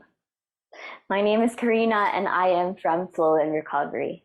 It is an honor for me to join all of you in celebration of this year's International Day of Yoga. And I would like to thank the Embassy of India in Manila, particularly the Indian Cultural Association Philippines, for giving us the opportunity to share with you some relevant forms of yoga, especially during this pandemic. Like most of us know, yoga is India's gift to the world, and I am privileged to have been practicing yoga for the past 9 years. Today, I was tasked to share with you how yoga is relevant at home with your families. I will highlight few yoga poses, and I am sure all of you will find this useful during these trying times. Yoga has been known to be a powerful tool for regulating emotions and managing stress, which can help your relationship with yourself and with your family. If you are calm, you have the power to influence everybody around you to be calm as well. So build and develop a home practice now, starting by creating a routine. That routine will be your new habit. Just commit to it and everything will follow through. Also very important to have your safe space at home. Let's begin here. This is how we are going to do it. I will briefly describe the pose and its benefits and a step-by-step demonstration on how it will be executed. We will start with all fours going straight to cat-cow. So all fours is on your hands and knees on the floor. And then we're going to take flexion and extension of your spine, which is your cat-cow. Add this to your morning routine, and this can help to get your circulation and digestive system going, stretching your stiff limbs and sharpen your mind. So let's go in on your mats and try it yourselves. Let's begin. So we're going to start with all first. So hands and knees down on the floor. This is tabletop. And just making sure that your hands are underneath the shoulders, your knees are underneath the hips. If you feel that your hands are too limited with your hands underneath the shoulders, feel free to walk the hands forwards. And then spreading the fingertips out wide as if you're doing high five down on the floor. So belly is in first. Try not to flop the belly down. And then pressing the floor away. So your arms are pushing away and your hands are down on the floor, glued down on the mat. So here, this is your cat-cow. You can do this anytime you can after waking up or just going out of your bed. Here comes, inhale, come through, opening up the chest, tilting the tailbone up, rolling the shoulders back, and then just look forward. Claw your mat. Exhaling here, rounding the spine. Tuck your chin towards your chest, gazing at your belly button. So we're going to take this few rounds. Inhaling here, come through, opening up the chest, and just feeling the belly opening here, opening the front side of the throat. Exhaling here, rounding the spine, tuck your chin towards the chest. Inhaling here, come through, opening up the chest. Good, gazing forwards, if you can maybe look up. This is spinal extension. When we round the spine, this is spinal flexion. Push the floor away and maybe just looking at your thighs. Good, slowly and carefully coming back into a neutral spine. And then we're going to shift back so that we can sit down on your heels and just really pause there and just checking out, noticing if there's any difference from your cat and cow earlier. And then pausing here. So we're going to move on to the next posture. I'm going to briefly explain again, describe the pose, and then we're going to do it together. So the next posture is a low lunge. Low lunge is on your knees, and then we're going to open on to the sides of the body, and then we're going to take your arms up, just to simply opening up, and then taking the arms up over the head. So low lunge really is going to help you a lot to open up your quads, your hips, your hamstrings, and strengthen the knees, and releases any hip tension, and also builds mental focus. Yeah. So we're going to start from your seated earlier. We're going to start here seated, transitioning from this posture. So walk the hands forwards, hands are underneath the shoulders, opening the knees as wide as the hips. Push the floor away, tuck your right toes under and extend the right leg back. Step the right foot forwards next by the right thumb, big step. And then from here, check out, you want the right foot underneath the right knee. And then tuck the left toes under. Feel free to touch the floor or hold on to your blocks if you have any props next by. And then move the left knee back. You want the left knee under, not smacking underneath the left hip. Good. Now from here, press the floor, pressing the ball of the right foot down on the mat. Inhaling, sweeping your arms up towards the ceiling. So feel that elongating the size of the body, really lengthening, and then reaching up. Exhaling here, shifting forwards, opening up the chest as you inhale, look up. Breathe. Inhaling here. And exhale. Shoulders plug down. One more breath here, inhale. Exhale here. Exhale here. Slowly and carefully coming back into a neutral spine. Take the hips back to the center and then take the hands down the floor. Step right foot back, right knee down. Untuck the left toes and then shift back. Sit down onto your heels just to reset. Feel the difference of your right side and your left side. And then from here, crawling the hands forwards, we're going to do the left side. Your hands are underneath the shoulders. Opening the hands as wide as the shoulders. Tuck the left toes under, extend the left leg back. Good. Push the floor away, and then you're going to step the left foot forwards. Huge step to the front side so that your left foot is underneath the left knee. Now, if at any point your left foot will not land forwards next by the left thumb, help yourself. Place the left hand underneath or at the back side of your left lower leg, and then stepping forwards. Yep. Tuck the right toes under and then move the right knee back. Press the ball of the left foot down the floor, belly is in. Inhaling, sweeping your arms up. Find that length onto the side of the body, and then maybe moving the right knee back. Shoulders relax. So keep checking. Yep. And really feel the entire body here, and then shifting forwards a bit, opening up the chest as you inhale. Gazing up, reach out a little bit further. Opening the front space, heart space, by taking this back bend in your low lunge. Exhaling here, coming back to center as you inhale. Take both hands down the floor, and then step left foot back, left knee down, untuck the right toes, and then sit down on your heels. Really find that upper body upright. Try not to force things. Think about yielding up towards the ceiling. Just simply close the eyes. Noticing your left side and your right side. If there's any difference, maybe there's a big difference, maybe a small difference, maybe none. And just simply observing. Pausing here. Now we're going to move onto your next posture. Chair pose is your next pose. We are going to stand up to the front side corner edge of your space, top side corner of your mat. So slowly and carefully just walk the hands forwards and then step left foot, right foot forwards and then standing up. Chair pose is checking in with the lower body, staying nice and open and graceful with the upper body.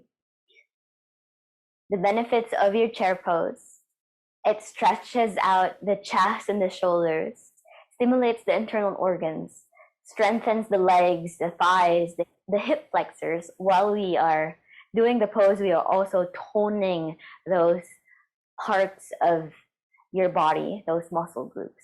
All right, let's get started and give it a try. So stepping at the front side corner, edge of your space, open the feet as wide as your hips. And side view, opening the feet as wide as the hips. And then gazing at the front side, making sure that you're keeping your belly drawing in towards the spine. We inhale here. Exhaling, bending the knee, sitting down low, and you want your fingertips touching down on the floor, transferring all of the weight back towards the heels. Inhaling here, sweeping the arms forwards, roll the shoulders back. Peeking down on your toes, you want to see your toes down the floor. So if your knees are there blocking the way, blocking your view, transferring all of the weight back towards the heels. And extending the arms, maybe palms together, maybe they don't touch. And just making sure that your shoulders are away from the ears. Also ribs in, activating your entire core. Also really working on the legs. Holding it here, don't forget to breathe. Inhaling. Exhale, slowly and carefully fold down, touch the floor, drop the head, and then shake the legs off.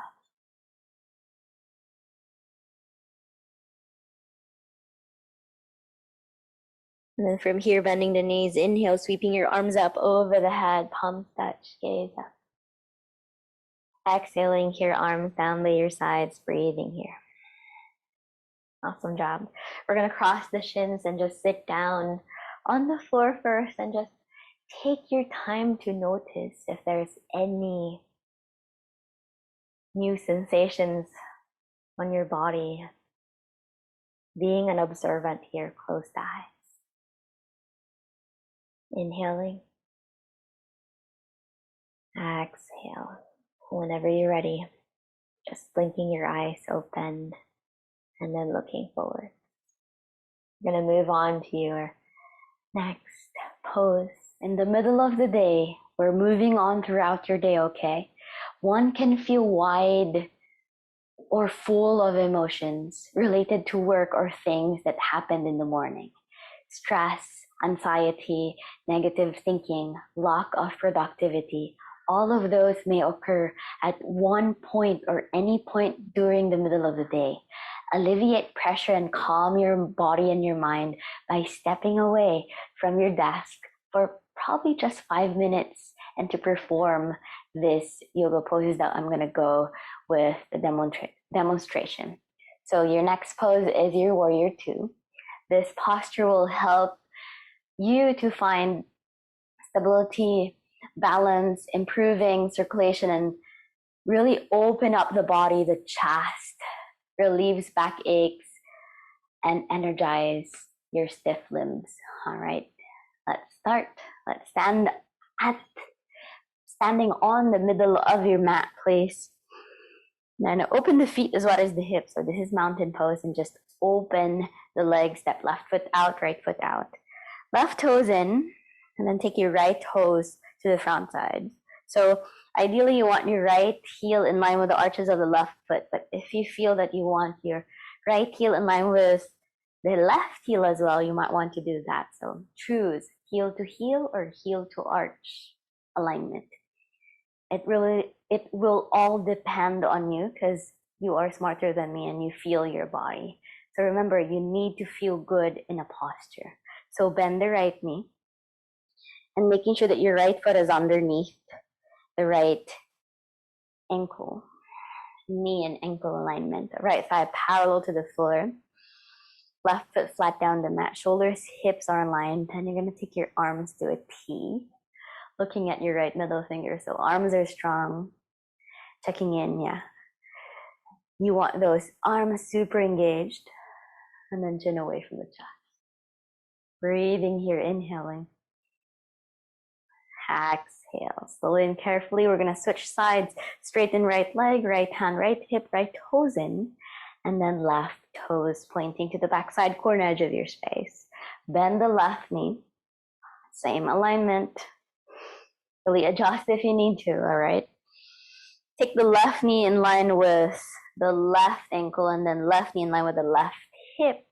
Now extend your arms to a T. Remember, everything is now facing to the sides, but you're looking at your left middle finger. Arms are strong. Belly is in. Slightly push the hips forward. Think about opening onto the body, energizing the arms. Breathe. Inhaling. Exhale slowly and carefully, coming back to center. Straighten left leg, left toes in, heel toe the feet back into a narrower stance. So heel toe your feet. And I'm pausing here and just checking out if there's any sensations that you feel different, maybe none, maybe there's a big difference, and just pause. Go. Afternoon slump, moving on with your day. If your energy is already down, and this is between 1 p.m. to 4 p.m., if you indulged in a large lunch, when you're feeling sleepy or sluggish, don't reach for an unhealthy snack. Instead, let's move your body. So get up again, and then just really moving around and just shaking it off. All right, we're going to start with opening the feet as wide as the hips again. Wide-legged stretch. Toes in, heels out. So we're going to take spinal flexion and forward folds just to stretch out all of those limbs. Your benefits of this posture, and it increases your flexibility and it stretches the spine and your back. It will help you to calm down and relieve your anxiety and stresses while improving your digestion. Additionally, this pose can help you if you are too sleepy in the afternoon and you have to continue with work. Let's start opening the legs and then extending the arms to a T, lift the chest, and then slowly and carefully stick the butt out, fold down, leading with the heart and the chest, taking the hands down the floor. From here, toes in, heels out. Then walk the hands back so that your fingertips are aligned with your toes. Your hands are open as wide as the shoulders, and then drop the head. Feel free to bend the knees. Now maybe staying here for a little while and just observing the breath. Push the floor away, and then bend the elbows. Gazing back, if you have your neighbor behind you, it could be your mom, your dad, your brother, your sister. Keep looking back. And when they look at you, he or she should see you are framed by your arms. You're like in a picture frame. Slowly and carefully, we're going to exit this posture, bending the knees, and then taking your hands on your hips, chin away from the chest, and then slowly coming back up to stand. Take your time. You'll pull your feet back into your narrower stance. Slowly and carefully cross the shins, and then sitting down on the floor.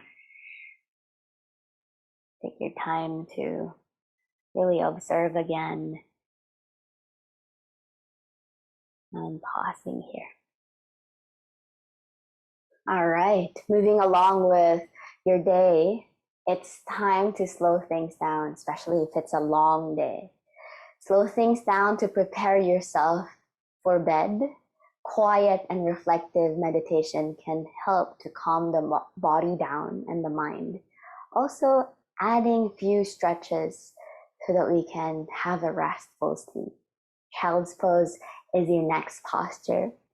And this is the most important resting posture. And it's a nice way to gently stretch various parts of your body. It also calms the brain and helps relieve stress and fatigue. Also relieves the back and neck pain. So personally, this is my favorite. All right, let's go back to your mats. You can use a pillow here.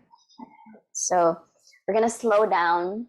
Let's start in all fours. Please get one pillow and then place the pillow at the center of your mat. Big toes touch, and then taking your bum back towards the heels. So pull the pillow in close to you, and you want the pillow in between your legs. Or maybe inserting a block here underneath the pillow. And then from here, crawling the hams forwards. Take the forearms down and then bring the right ear on your prop and then close your eye. You can stay here for 5 minutes. Feel free to look to the other side if you wish. You're keeping on that same side. Trying to slow down the breath.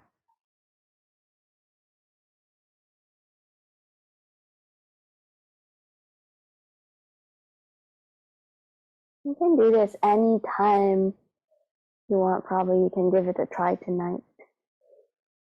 Since we just have a short time of practice, we're going to shorten this child's pose. So opening the eyes, crawling the hams back, and then gently press yourself back up into your seat. Okay. Removing your pillow and just setting the pillow aside. Removing the block and just setting the block aside. Now we're going to move on to your next posture. Yeah. So sit down first on your mat and just gazing wherever you're facing. Just find that space and then cross the shins. Maybe just observing if there's any changes in the body. Noticing. The first step to create a new habit is awareness. Now we're going to move on to your next posture. Your next pose is stretch. So seated forward stretch is just really extending the legs, and then we're going to find that spinal flexion again. A simple forward fold relieves stresses and it calms the mind down while stretching the hamstrings, your spine, and your shoulders. It soothes away all of those worry thoughts, your headaches, your anxieties, fatigue, and also it can improve your digestion. All right, let's give it a try. So we're going to extend the legs. Opening the legs as wide as your feet and then flex the feet. Now relaxing the toes now. So we just flexed at the first part. Now we're going to relax. And then lifting the spine. So then carefully crawl the hams forward. Feel free to flex again if you need, or maybe not. And then grab the big toes or the tops of the feet, and then fold down. If you need more support, maybe just let go of the flexing, placing 2 blocks here at the sides of your lower legs, and then taking the hands, or the forearms rather, on the block. And then relaxing the back of the neck. I always say, not forceful, you're not supposed to struggle. It should feel good in your body. Take a big breath here, inhaling. Exhale here. All right, slowly and carefully walking the hands back. Let go of your props if you're using your props. And just simply cross the shins, facing your screens or your front side corner edge of your space, and just close the eyes. And whenever you're ready, just blinking the eyes open, looking forward. Great job, everybody. I hope you find all of those postures really helpful when you build your own home practice. And hopefully you can just continue on, just work with some postures that you've learned today and just keep repeating them. Remember, we want repetition to create new habits. That's why we call it practice. We do it all over and over again. All right. Thank you very much for being here. It is my pleasure to serve everybody and celebrate with you. If you are interested to join our online yoga classes, please feel free to visit our social media accounts. That's at Flow and Recovery. So the plus sign is read as end. We are on Facebook and on Instagram. Thank you, and I hope to see you soon. Have a great day. Take care.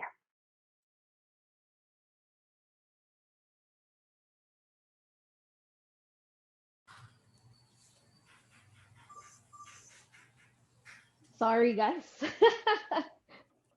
Okay, now you can hear me. All right.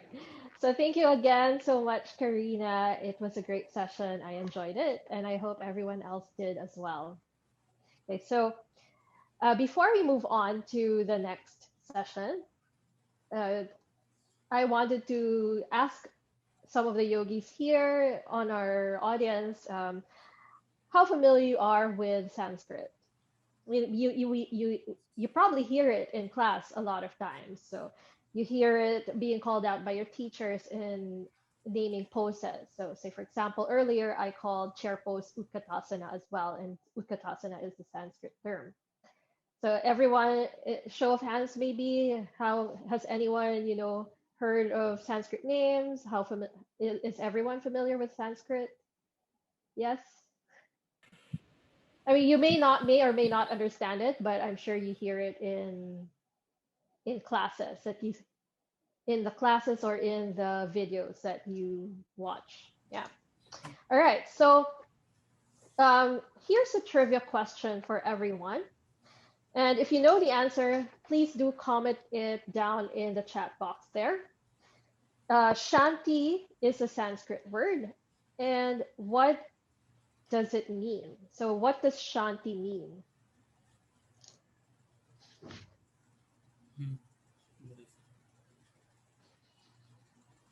Some awesome. So at least 2 people replied peace, and that is correct. Shanti means peace.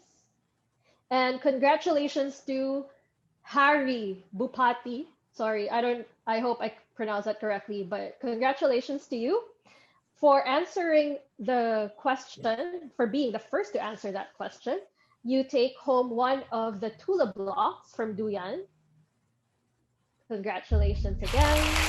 And yeah, just coordinate with our organizers so that you can get your prize. All right. So I'm really loving all our sessions today so far, and hopefully you guys are enjoying as well. Maybe you even have your favorite session already. Normally we we have those. Like everything's good, but generally we have to like one a little bit more than the others. But for now, we're going to move on to our next session, and we're going to take a look at one of the sister sciences of yoga, which is Ayurveda. And they complement each other beautifully. If Ayurveda guides you to live well mentally, physically, and spiritually, yoga is an inevitable tool for you to reach that goal. So, Ayurveda is the navigation system to becoming a better yogi. To tell us more about this, we have with us Dr. Sona Roy, who is the founder and president of Shanti Ayurveda Philippines. He is also one of the founders of Ayurveda Association of Southeast Asia in 2014, and currently he is the chairman of the board. He has designed an Ayurveda lifestyle course to provide opportunities to deepen your awareness of the Ayurveda way of life that has been practiced for thousands of years, and to understand how these ancient teachings are relevant today in your day to day life and well being goals. So now let's all hear from Dr. Sona Roy.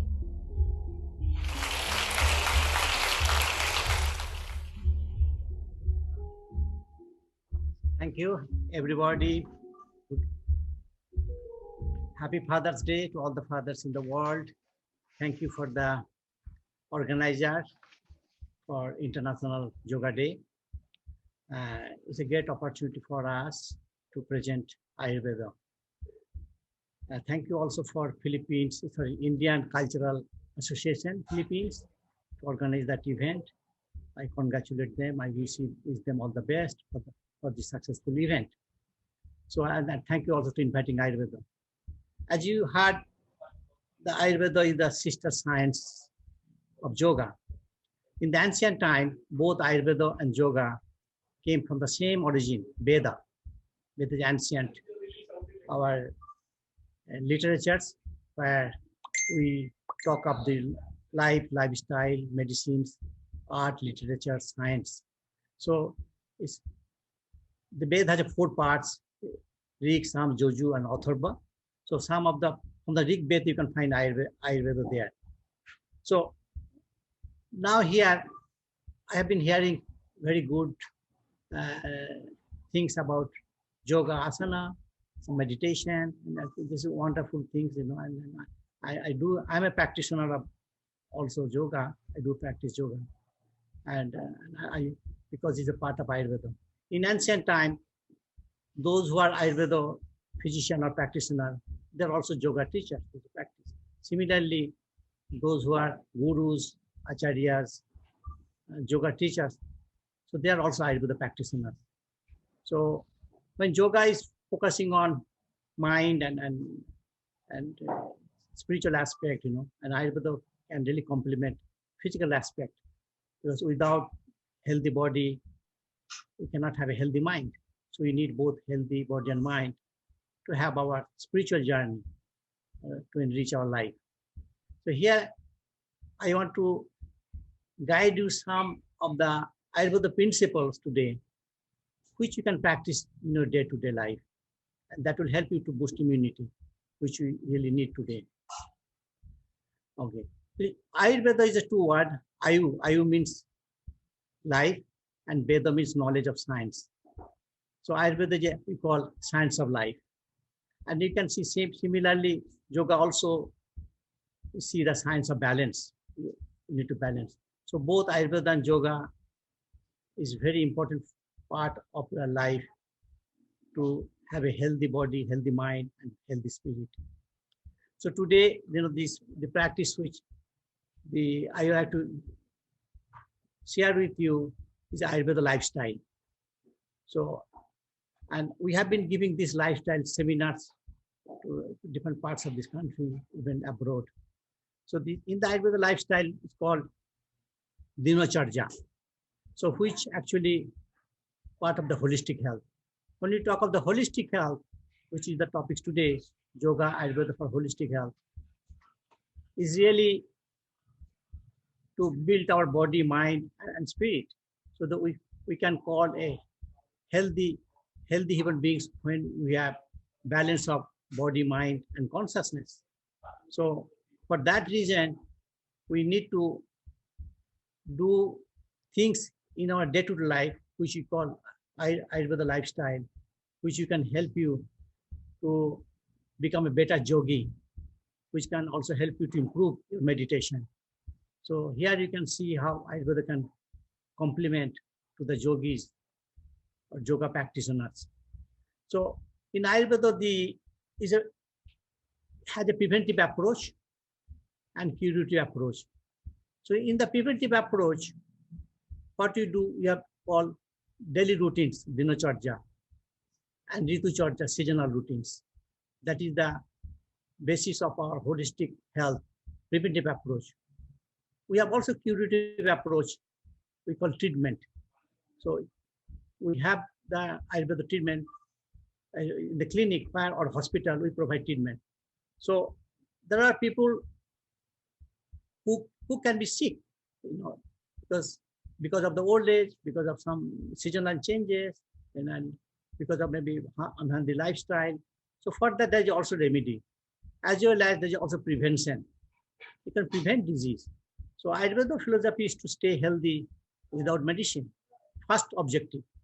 Second objective is the cure of the sick people. So first objective is very important, because how to maintain health of a healthy person. And we know that 80% people are healthy, and that's why Ayurveda first principle is to healthy lifestyle for healthy people. At the same time, cure the disease of the sick people. For that, we have Ayurveda hospital, Ayurveda clinic, so and Ayurveda doctors are there. So when you go to doctors, they can assess and they can give the treatment accordingly. At the same time, Ayurveda believes that without lifestyle, the medicines are not effective. So you need to have a proper lifestyle, because the reason for sickness is really unhealthy lifestyle, unhealthy diet, lack of proper daily routine, lack of sleep, lack of exercise. So these are the causes of different causes of the disease today. So in the dinacharya, so there are some principles. There are thousands of principles, but here I like to discuss with a few principles which you can apply in your day-to-day life. This is dinacharya. So I think that this will be a very practical approach for you, and also, you can also pass it same to the family members. So in Ayurveda dinacharya, so Ayurveda says you have a morning daily routine, what you do when you get up, when the sun rises. So by the way, yoga also part of daily routine. So you go and brush your teeth, then have a yoga and meditate, then have breakfast. There are morning routines. There's also afternoon daily routine, and also that is evening, because it depends on your circadian rhythm. So as the sun rises, our daily activities start, and when sun sets, then we stop all the activities, we go to sleep. So that is our life depends on sun cycle. So morning activities are there, the noon activities are there, and evening activities there. So our body chemistry changes according to the sun. So our lifestyle also need to be changed, food need to be changed, and then we have to do exercise, sleep. So everything we have to adopt. When we adapt our lifestyle with the nature, that gives us health. And when we break those lifestyle, it gives us sickness. So here actually, I tell you few which is very useful for you. You can follow day-to-day life and pass it to the children as your loved ones in the family and your friends as well. So Ayurveda, one of the principles says that do not drink water just after the meal. The moment you drink water just after the meal, and give you acidity. And we know that very well. Present lifestyle of people in our country here, India and other countries also. So we try to drink water. Even sometimes we have a cold water, and sometimes we have also carbonated drinks, Coke or Sprite or other things. So Ayurveda says, that water should be taken after 1 hour of meal. So Well, the reason is that, because the food is cooked twice. One time food is cooked in the kitchen, and, and, and second time food is cooked in the stomach. So kitchen, we use fire for cooking. And also when we eat food, there's a digestion process. So we have hydraulic acid, which really help the enzyme help us to digest the food. Now, if you drink water immediately, that acid which helps you to digest, it becomes diluted. So do not drink water just after the meal. And if somebody violates, this can cause, according to Ayurveda, 80 disease. That could be acidity, hyperacidity, and it could be also for constipation. All the way you can go to cancer. The possibility 80 disease you can encounter if you drink water just after the meal. So here I would advise that after 1 hour, by 1 hour, the digestive process in the stomach, it happens, for about 1 hour. Then after the food, food goes to different other process. Food become raso, like juice, they become blood, then become all muscles, bones, bone marrow, all there to semen, ovary. So that's the process it goes. Tissues are being formed, cells are being formed. So first part is very important, that one should not drink water just after meal. Second thing, Ayurveda lifestyle recommends another principle, that sip water. When you drink the water, sip by sip. Do not gulp the water. Sometimes we just take a bottle and we drink water. I think that's not good. Ayurveda says drink water with saliva. So the stomach is acidic and mouth has enzyme, saliva. So if you gargle and drink it, so lots of alkaline materials goes in the stomach. It balances your the stomach. So according to Ayurveda, we have one duty to how to neutralize our acid in the stomach. The person who can neutralize the acid in the stomach, he lives long, for a long time. Average age of Ayurveda is 100 years. So do not drink water sip by sip. Do not gulp the water. Third thing, Ayurveda says that, do not drink cold water. And we know that practice to nowadays, because I've seen so many children, they like to drink cold water, even adults also. So what happens, this, when you drink cold water, instead of food being digested, food solidify. And that can lead to constipation. And so that's why, and you know that when you drink cold water, our stomach become cold, and the blood from the different parts of the body goes to the rush to the stomach and try to warm it up. So in that case, when you drink water, there is shortage of blood in the heart, in the brain, other parts. So every time we drink cold water, there's a shortage of water. So that when body becomes cold, it's a sign of death. So every time we are dying, when you drink cold water, and also cold water sink the intestine, and what happens, that it gives us constipation. So one of the main reason of the constipation is drinking cold water, and also another main reason for fatty liver, then kidney problem, is drinking cold water. So those who are having fatty liver, those are problem with the kidney, all are victim of cold water. So do not drink cold water. So fourth principle, Ayurveda says that drink water early morning. When you get up, first duty, drink water before brushing your teeth, because morning time your saliva is full of alkaline, 8.4. It's a very high alkaline. Instead of brushing teeth and throw it out, you need to drink water and bring it to the stomach. And stomach is very acidic morning. So that's why morning time in the acidic stomach, if you drink coffee or tea, that's very dangerous. So in the ancient time, there was no coffee or there is no tea. It was literally happens last 200 years. So what happens, when you drink coffee or the tea, empty stomach especially, it's become very acidic. So in order to neutralize your acid, first thing in the morning, you have to drink water. And again, you have to gargle and drink water. So in that case, the morning water can cure many diseases. Many diseases can be cured. Of course, constipation, then it can help for your heart.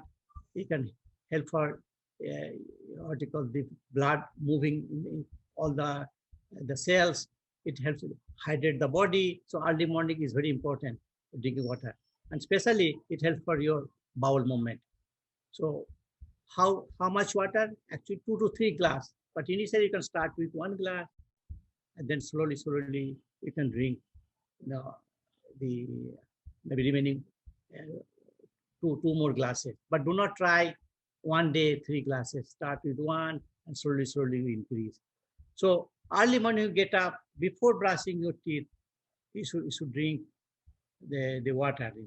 And fifth rule, Ayurveda says that when you drink, sitting down, do not stand and drink, because even eating should be also sitting down. Drinking and eating should be sitting down, because if you stand and drink, it can also give acidity. So in that case, actually, when we have cocktail party, we stand and eat. That's not very scientific. We have to sit down and eat. And the ancient time, the rule was there. Parents used to force us to sit down and eat. If we stand and eat, they used to scold us. So it's very important for you to sit down and drink. So there are 5 rules I explained. All the 5 rules you can see related with the water. Why? Because our body consists of 70% water. So these 5 rules are very important for us to maintain our body chemistry. So again, the 5 rules I like to explain before I move it to other few rules. So the first of all, that do not drink water just after the meal. You can drink after 1 and 1.5 hours, depending on climatic condition. Even cold climate countries could be after 2 hours. Second thing, that when you drink water sip by sip. Do not gulp the water. You gargle and sip slowly.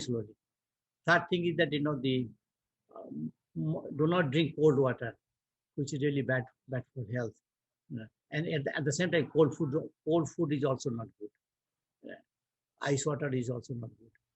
And fourth thing is that when you get up in the morning, drink 2 to 3 glasses of water.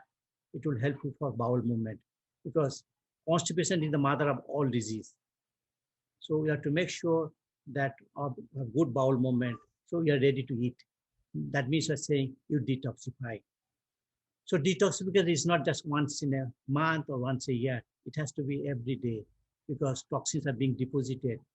And that's why we can detoxify. The health is our own responsibility. So we can detoxify. And fifth thing, that when you eat or drink, sitting down. So here is the 6th rule. 6th rule says, when you eat food, you chew it nicely. Do not gulp food again. So chew it how many times? Minimum 32 times. Why 32 times? Because we have 32 teeth. So that's how you call digestion starts in the mouth. So we have to chew the food very nicely. And because when you chew, then easy for stomach to digest. So we have to chew our food nicely. 7th rule is there, according to Ayurveda, you have to take warm food. So after cooking, within 48 minutes, you have to eat. So much of timing, I understand time, 48 minutes. After 48 minutes, what happens? Food value deteriorates. I've seen that many people, those who are following vegetarian lifestyle, sometimes they reheat the food, sometimes morning food, the evening. But those food has these are acidic food already. We call tamasic food. It has, though vegetarian, but still it has no food value. So we have to take fresh and warm food. So after cooking, within 48 minutes, you have to eat food, and then after 48 minutes, it deteriorates. And sometimes if you keep it in the fridge and reheat, actually it has no food value. You are eating, but nutrients value is really very low. So we have to eat in 48 minutes of eating, cooking, you have to eat. That means you have to eat fresh and warm food. Yeah. And then after, Ayurveda says after food, you take a rest. Immediately, daytime, at least we call here siesta. Siesta actually very good daytime. So you can have 15-20 minutes siesta.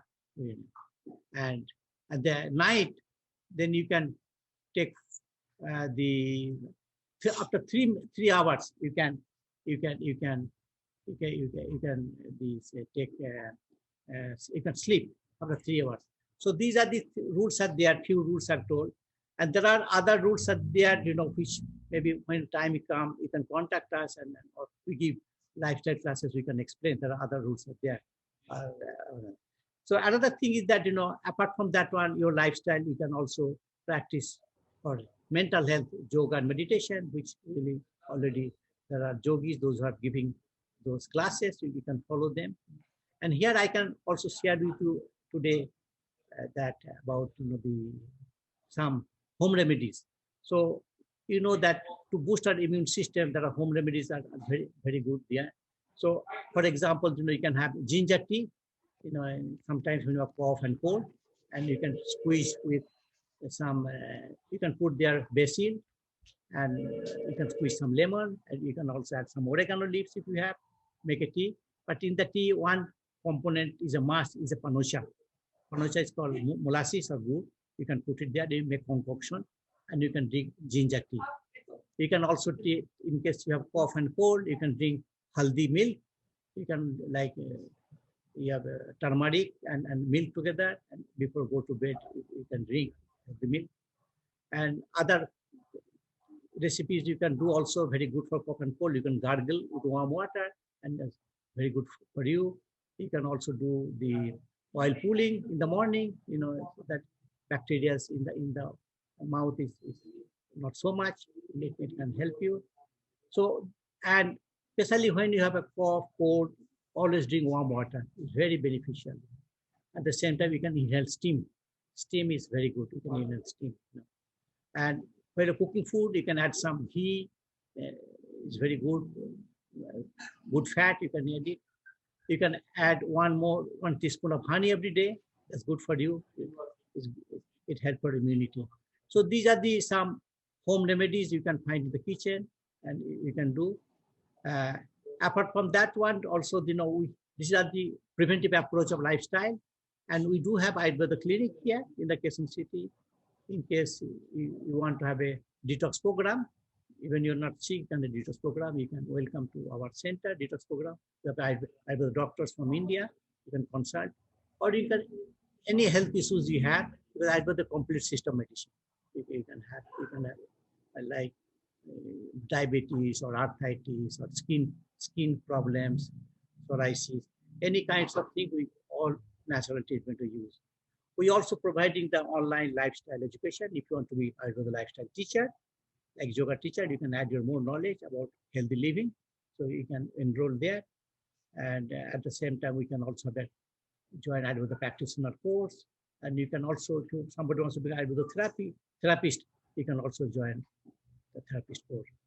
So I think that this is the time when I like to share with you that some of the rules of Ayurveda principles and some of the home remedies. You can see our website also, www.santiayurveda.ph. You can see our thing, and then you can, how you can contact us. You can explain more about Ayurveda lifestyle. So thank you so much for the organizer, the Indian Cultural Council for the inviting us. Thank you. Thank you so much. Wish you all the best. Thank you so much. Thank you so much, Dr. Sona. That was so interesting, and I learned a couple of new things. I do some of the stuff that you mentioned already, like oil pulling and drinking turmeric, etc. But it's so nice to hear a little bit more about what other things I can incorporate in my day-to-day life to help improve my health, boost my immunity, and improve my well-being overall.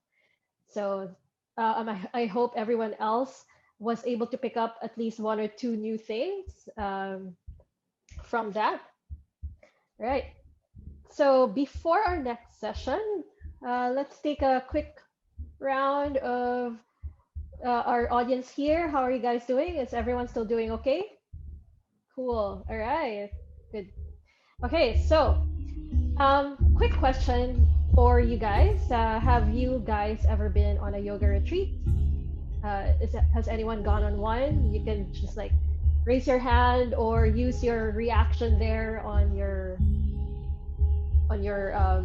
screen or put it in the chat, etc. So someone said no. Okay, let me just double check the gallery view. Not yet. Sorry. Okay. Has anyone no, but would love to attend one? No, no. Okay. But have you guys heard of yoga retreats before, at the very least? If you've never been on one. Yes. Okay. So at the very least, you've heard of it, even if you've never been in one before. And so obviously I've been practicing yoga for more than 10 years, and I've gone to my fair share of yoga retreats, and I have to say it's one of the most amazing experiences ever. And so, a yoga retreat ideally involves traveling to a place and, you're surrounded by all this natural beauty and you get to relax your body, your mind, doing yoga and other different kinds of sessions. So, depending on who you go with, there could be like a cacao ritual, there could be meditation and mindfulness, there could be journaling.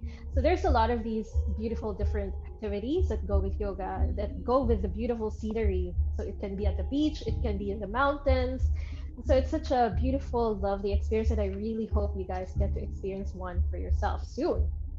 All right, so I ask you that because our next session for today is with Miss Kat Serrano, and she will be giving us a teaser and a sneak peek in what you can expect when you go on a yoga retreat. All right. So Kat is a yoga teacher, practitioner, and entrepreneur. She is experienced in and she teaches mindfulness and different types of yoga, such as hatha, vinyasa, and ashtanga for all ages. So she will be discussing the importance of yoga retreats, as I mentioned, and the diverse activities it can provide to a person and how such experiences like these can positively impact a person holistically. So let's all give a warm welcome to Ms. Kat Serrano.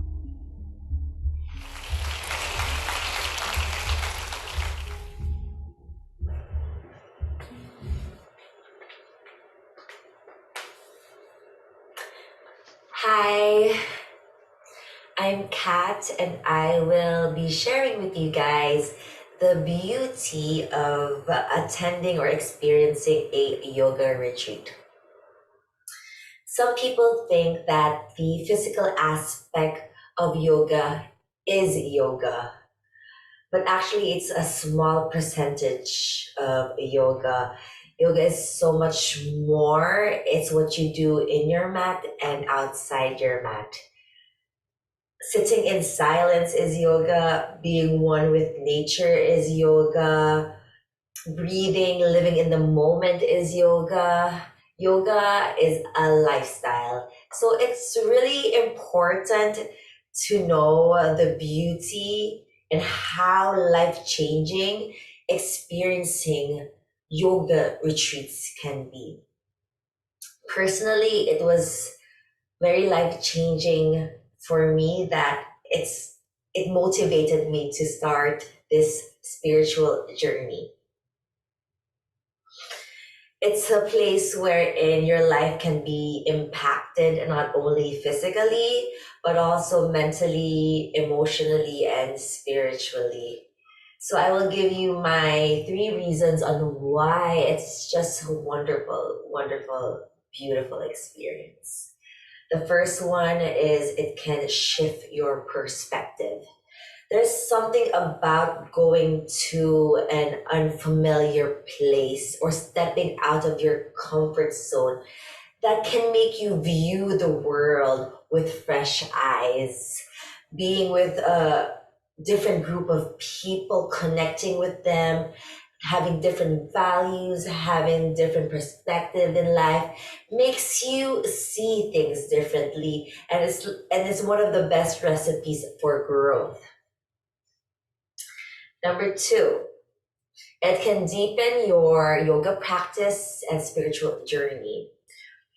So there's something about disconnecting with the outside world, from technology, from distractions, from responsibilities, that it gives you time and space to focus on here and now, on your yoga practice, on what's here to serve you. And it's just the best way to reflect on yourself and on life, because you have that time, you have that beautiful space, you have that energy with you. Number three, detox. There are a lot of different types of yoga retreats. There are some that uses food and nutrition to help you cleanse the body and also cleanse the mind while you're at it. And there are yoga retreats that focus more on the spirituality or on nature. So the best ones are the detox of everything, removing toxins, negative energy to make room for good ones. So yoga retreats focus on that, like detox mentally, spiritually, physically. It's the best reason why you should at least do it once in your life. Or if you have that time and energy to do it more than once. Now that I've explained to you the beauty of experiencing a yoga retreat, I want to show you some activities that you may expect in some. You can do this at home, alone, or even with a group of people. So I encourage you to come join me. I will be sharing you two types of meditations that I've learned when I've attended my yoga retreats in the past. The first one is eye gazing.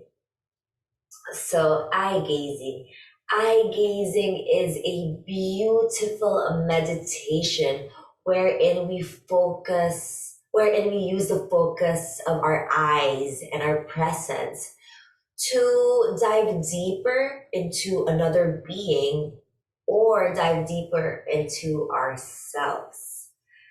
We will be looking at ourselves in this session by using a mirror.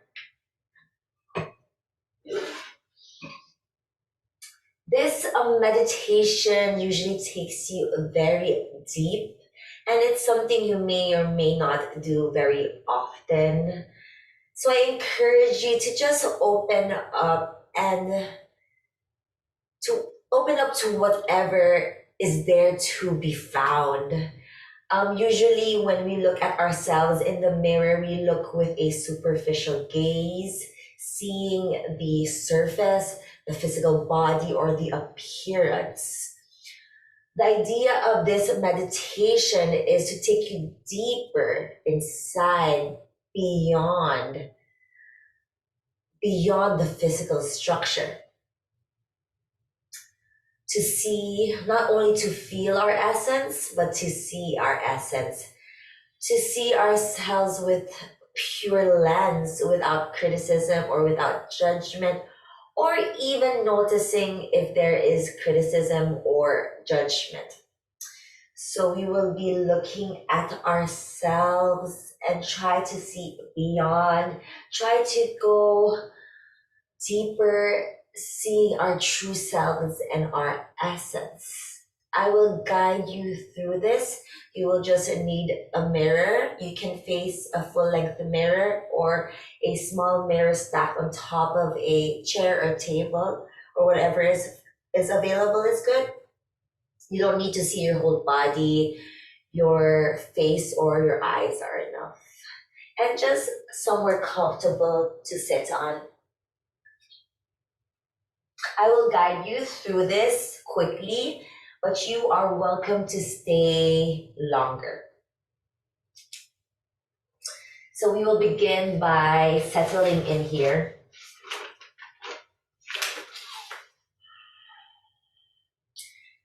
And if you're ready, just close your eyes.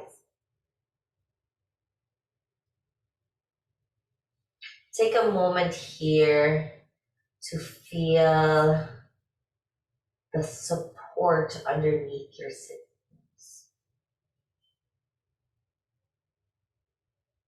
Feel the space around you, letting your body soften. Can you let go of whatever you are holding?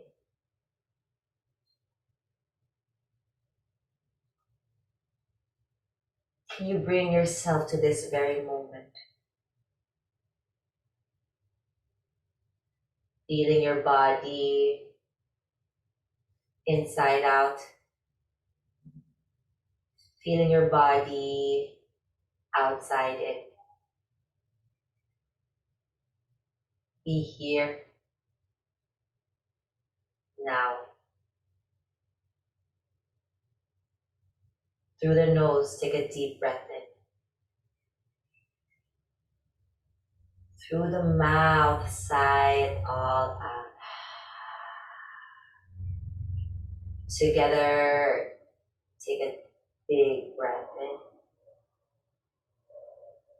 Together, take a big breath out.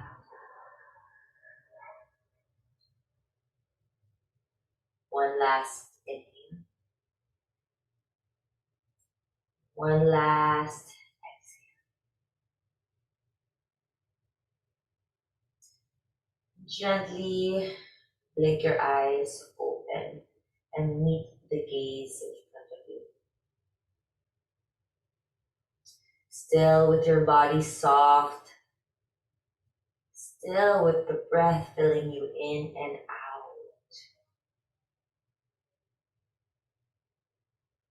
Look into the eyes of the person in front of you.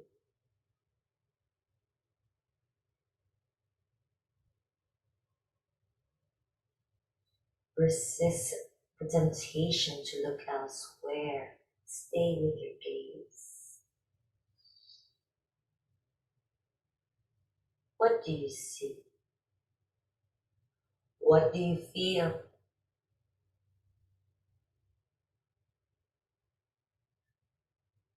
Do you dare to really, really look into the eyes of the person in front of you? Do you dare go beyond the physical structure?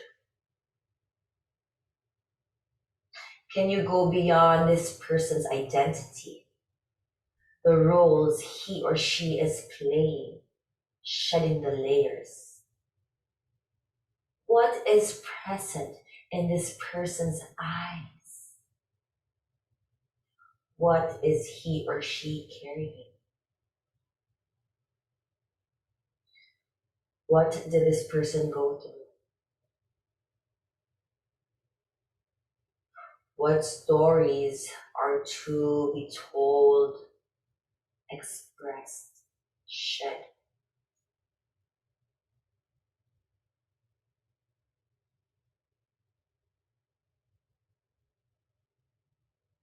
What happens when you look deeply?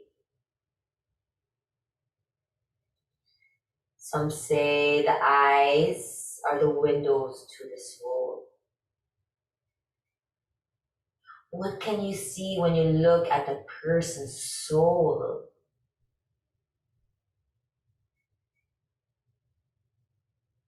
Do you know this person? Do you judge this person? Can you let this person be who or she exactly is?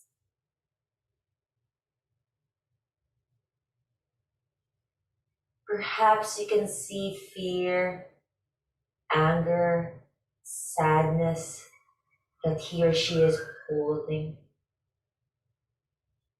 Perhaps you can see love, curiosity, joy this person is carrying.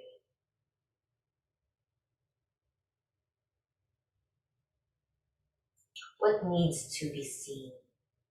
What is longing to be seen?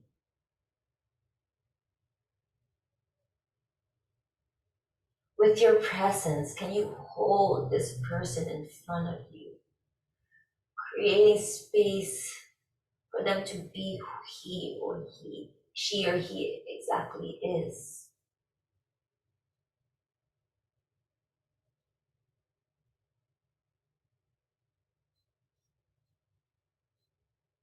Stay with your gaze.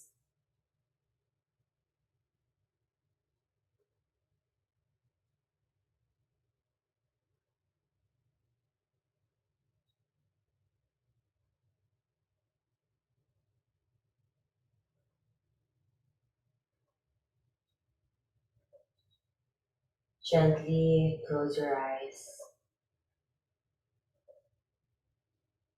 Take a deep breath in. Take a long breath out. Feel your body. Feel the space around you. Gently blink your eyes open. That was beautiful. I hope you guys felt the same energy as I did. The second meditation I will be showing you guys is called the Shake Shake meditation. I've experienced this during my teacher training in Koh Samui, and it is one of the most beautiful meditations, active meditations I've experienced personally, and it really, really changed me. If you notice animals, they tend to shake after they've been in a stressful situation or when they experience anxiety. They shake their bodies to just release negative energy or release the stress off. Shaking is a natural movement for us, and it's a way to connect to ourselves, to tap into energy that is stored. It's a way to awaken energy and also a very good way to release and just let go.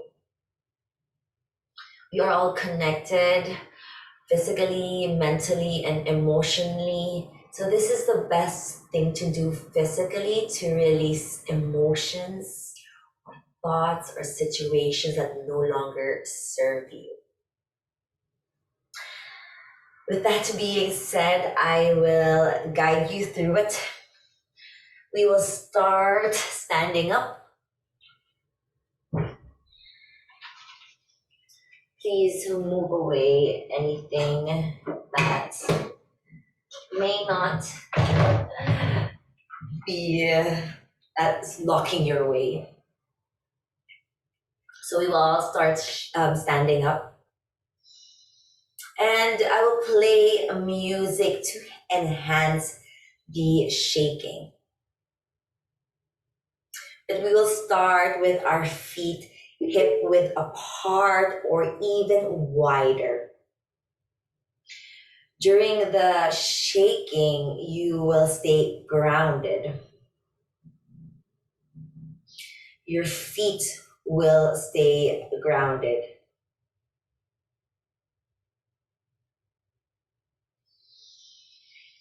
Your movement will start from the knees up. We'll be using our bodies, our whole body to shake. If you have a blindfold or a scarf, that is recommended. If not, keeping your eyes closed is also very good. Please resist the temptation to open the eyes during the meditation. This is usually a 4-part meditation wherein you start to shake, and then there's free movement and sitting down in Shavasana. But I will just guide you through the shaking, but you're welcome to continue on with the free movement and your Shavasana.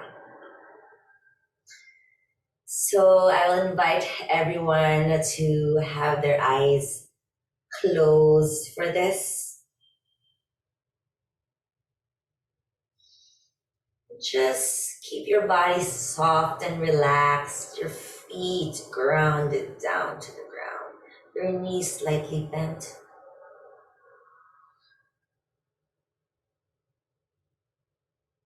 Softness in the thighs, along the hips, your belly flopping out. So shoulders soft, away from the ears, arms hanging loosely by your side.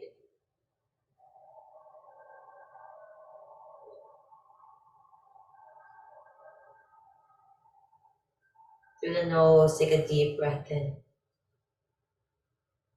Through the mouth, sigh all out.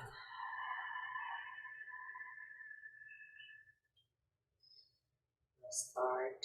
Keep your eyes closed.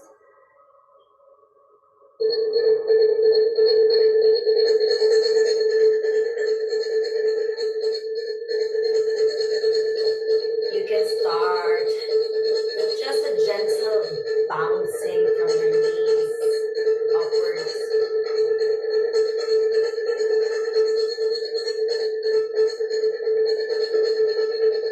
From your knees, your thighs,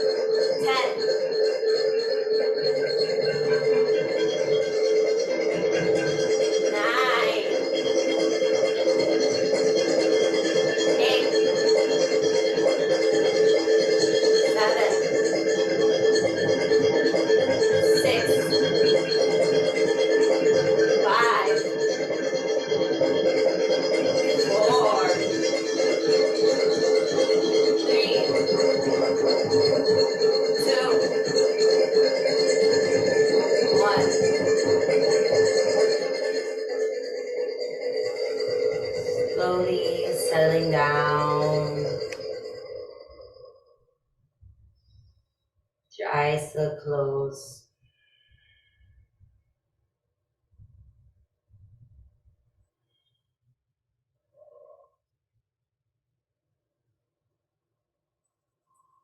Feel the breath filling in belly, chest, throat.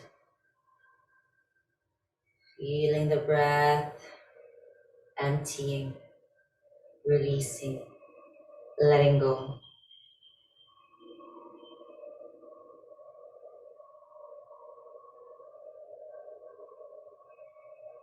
Gently open the eyes. Usually, after shaking, there is free movement wherein you just feel your body and just move intuitively. And we end it with Shavasana.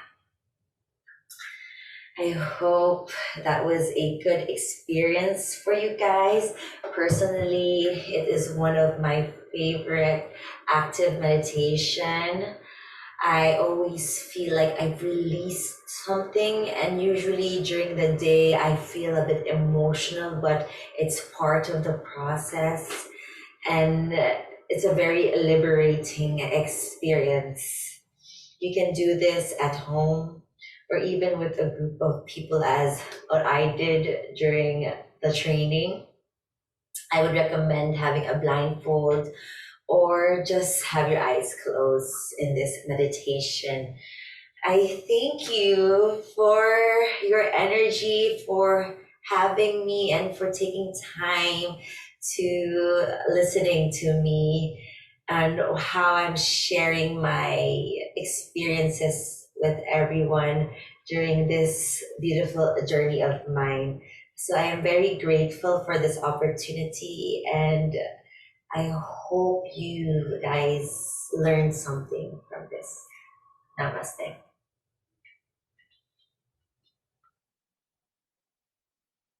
Thank you, Kat. That was so beautiful.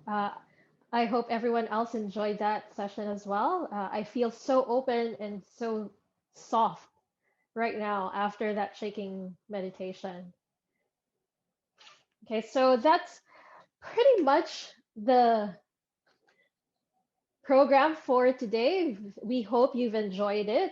Um, I have so much, energy and good, amazing endorphins flowing through me right now after all those sessions we just did. And I hope everyone's feeling the same. So maybe a quick thumbs up or heart emoji or whatever if you think the same way as well.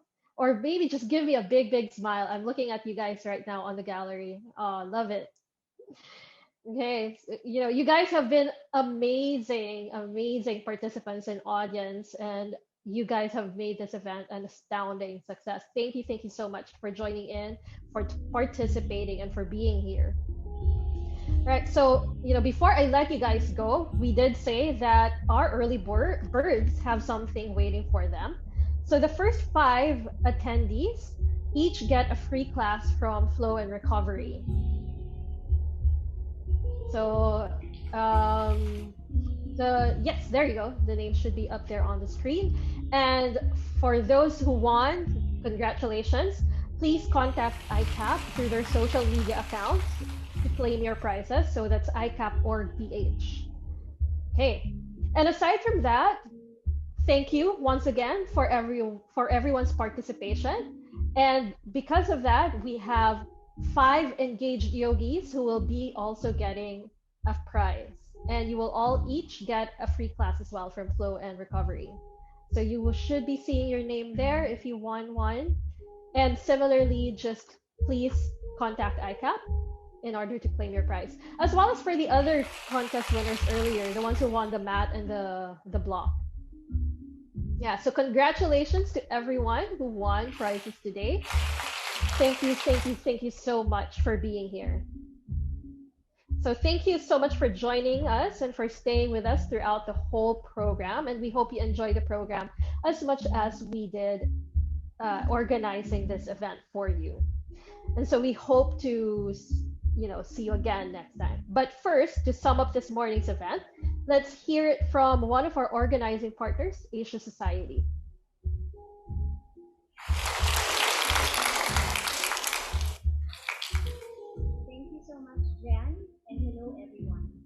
Joy Alambay, Executive Director of Asia Society Philippines. Congratulations to all the winners of the raffle today. And thank you for celebrating the 7th International Day of Yoga with the 7 forms of yoga with us. At Asia Society Philippines, we believe programs that promote culture also promotes greater people-to-people understanding. Alongside this, we recognize that the past year the pandemic had been difficult for all of us. Many all over the world have struggled with its impacts, not only physically but also mentally, affecting our whole well-being. As we take care of each other, please do not forget to take care of yourself. Aptly, the theme this year for the International Day of Yoga is Yoga for Well-Being. We hope that our many yogi presenters were able to help ease your stresses and inspire you to explore and practice yoga more. Finally, we send our humble gratitude to Esme Son at Conrad and the SM Mall of Asia Complex, and to the Indian Cultural Association of the Philippines and the Embassy of India in Manila, our longtime friends, who organized such an amazing program that shares not only the ancient art of yoga, but also a much needed breather for us all. Mabuhay po kayo.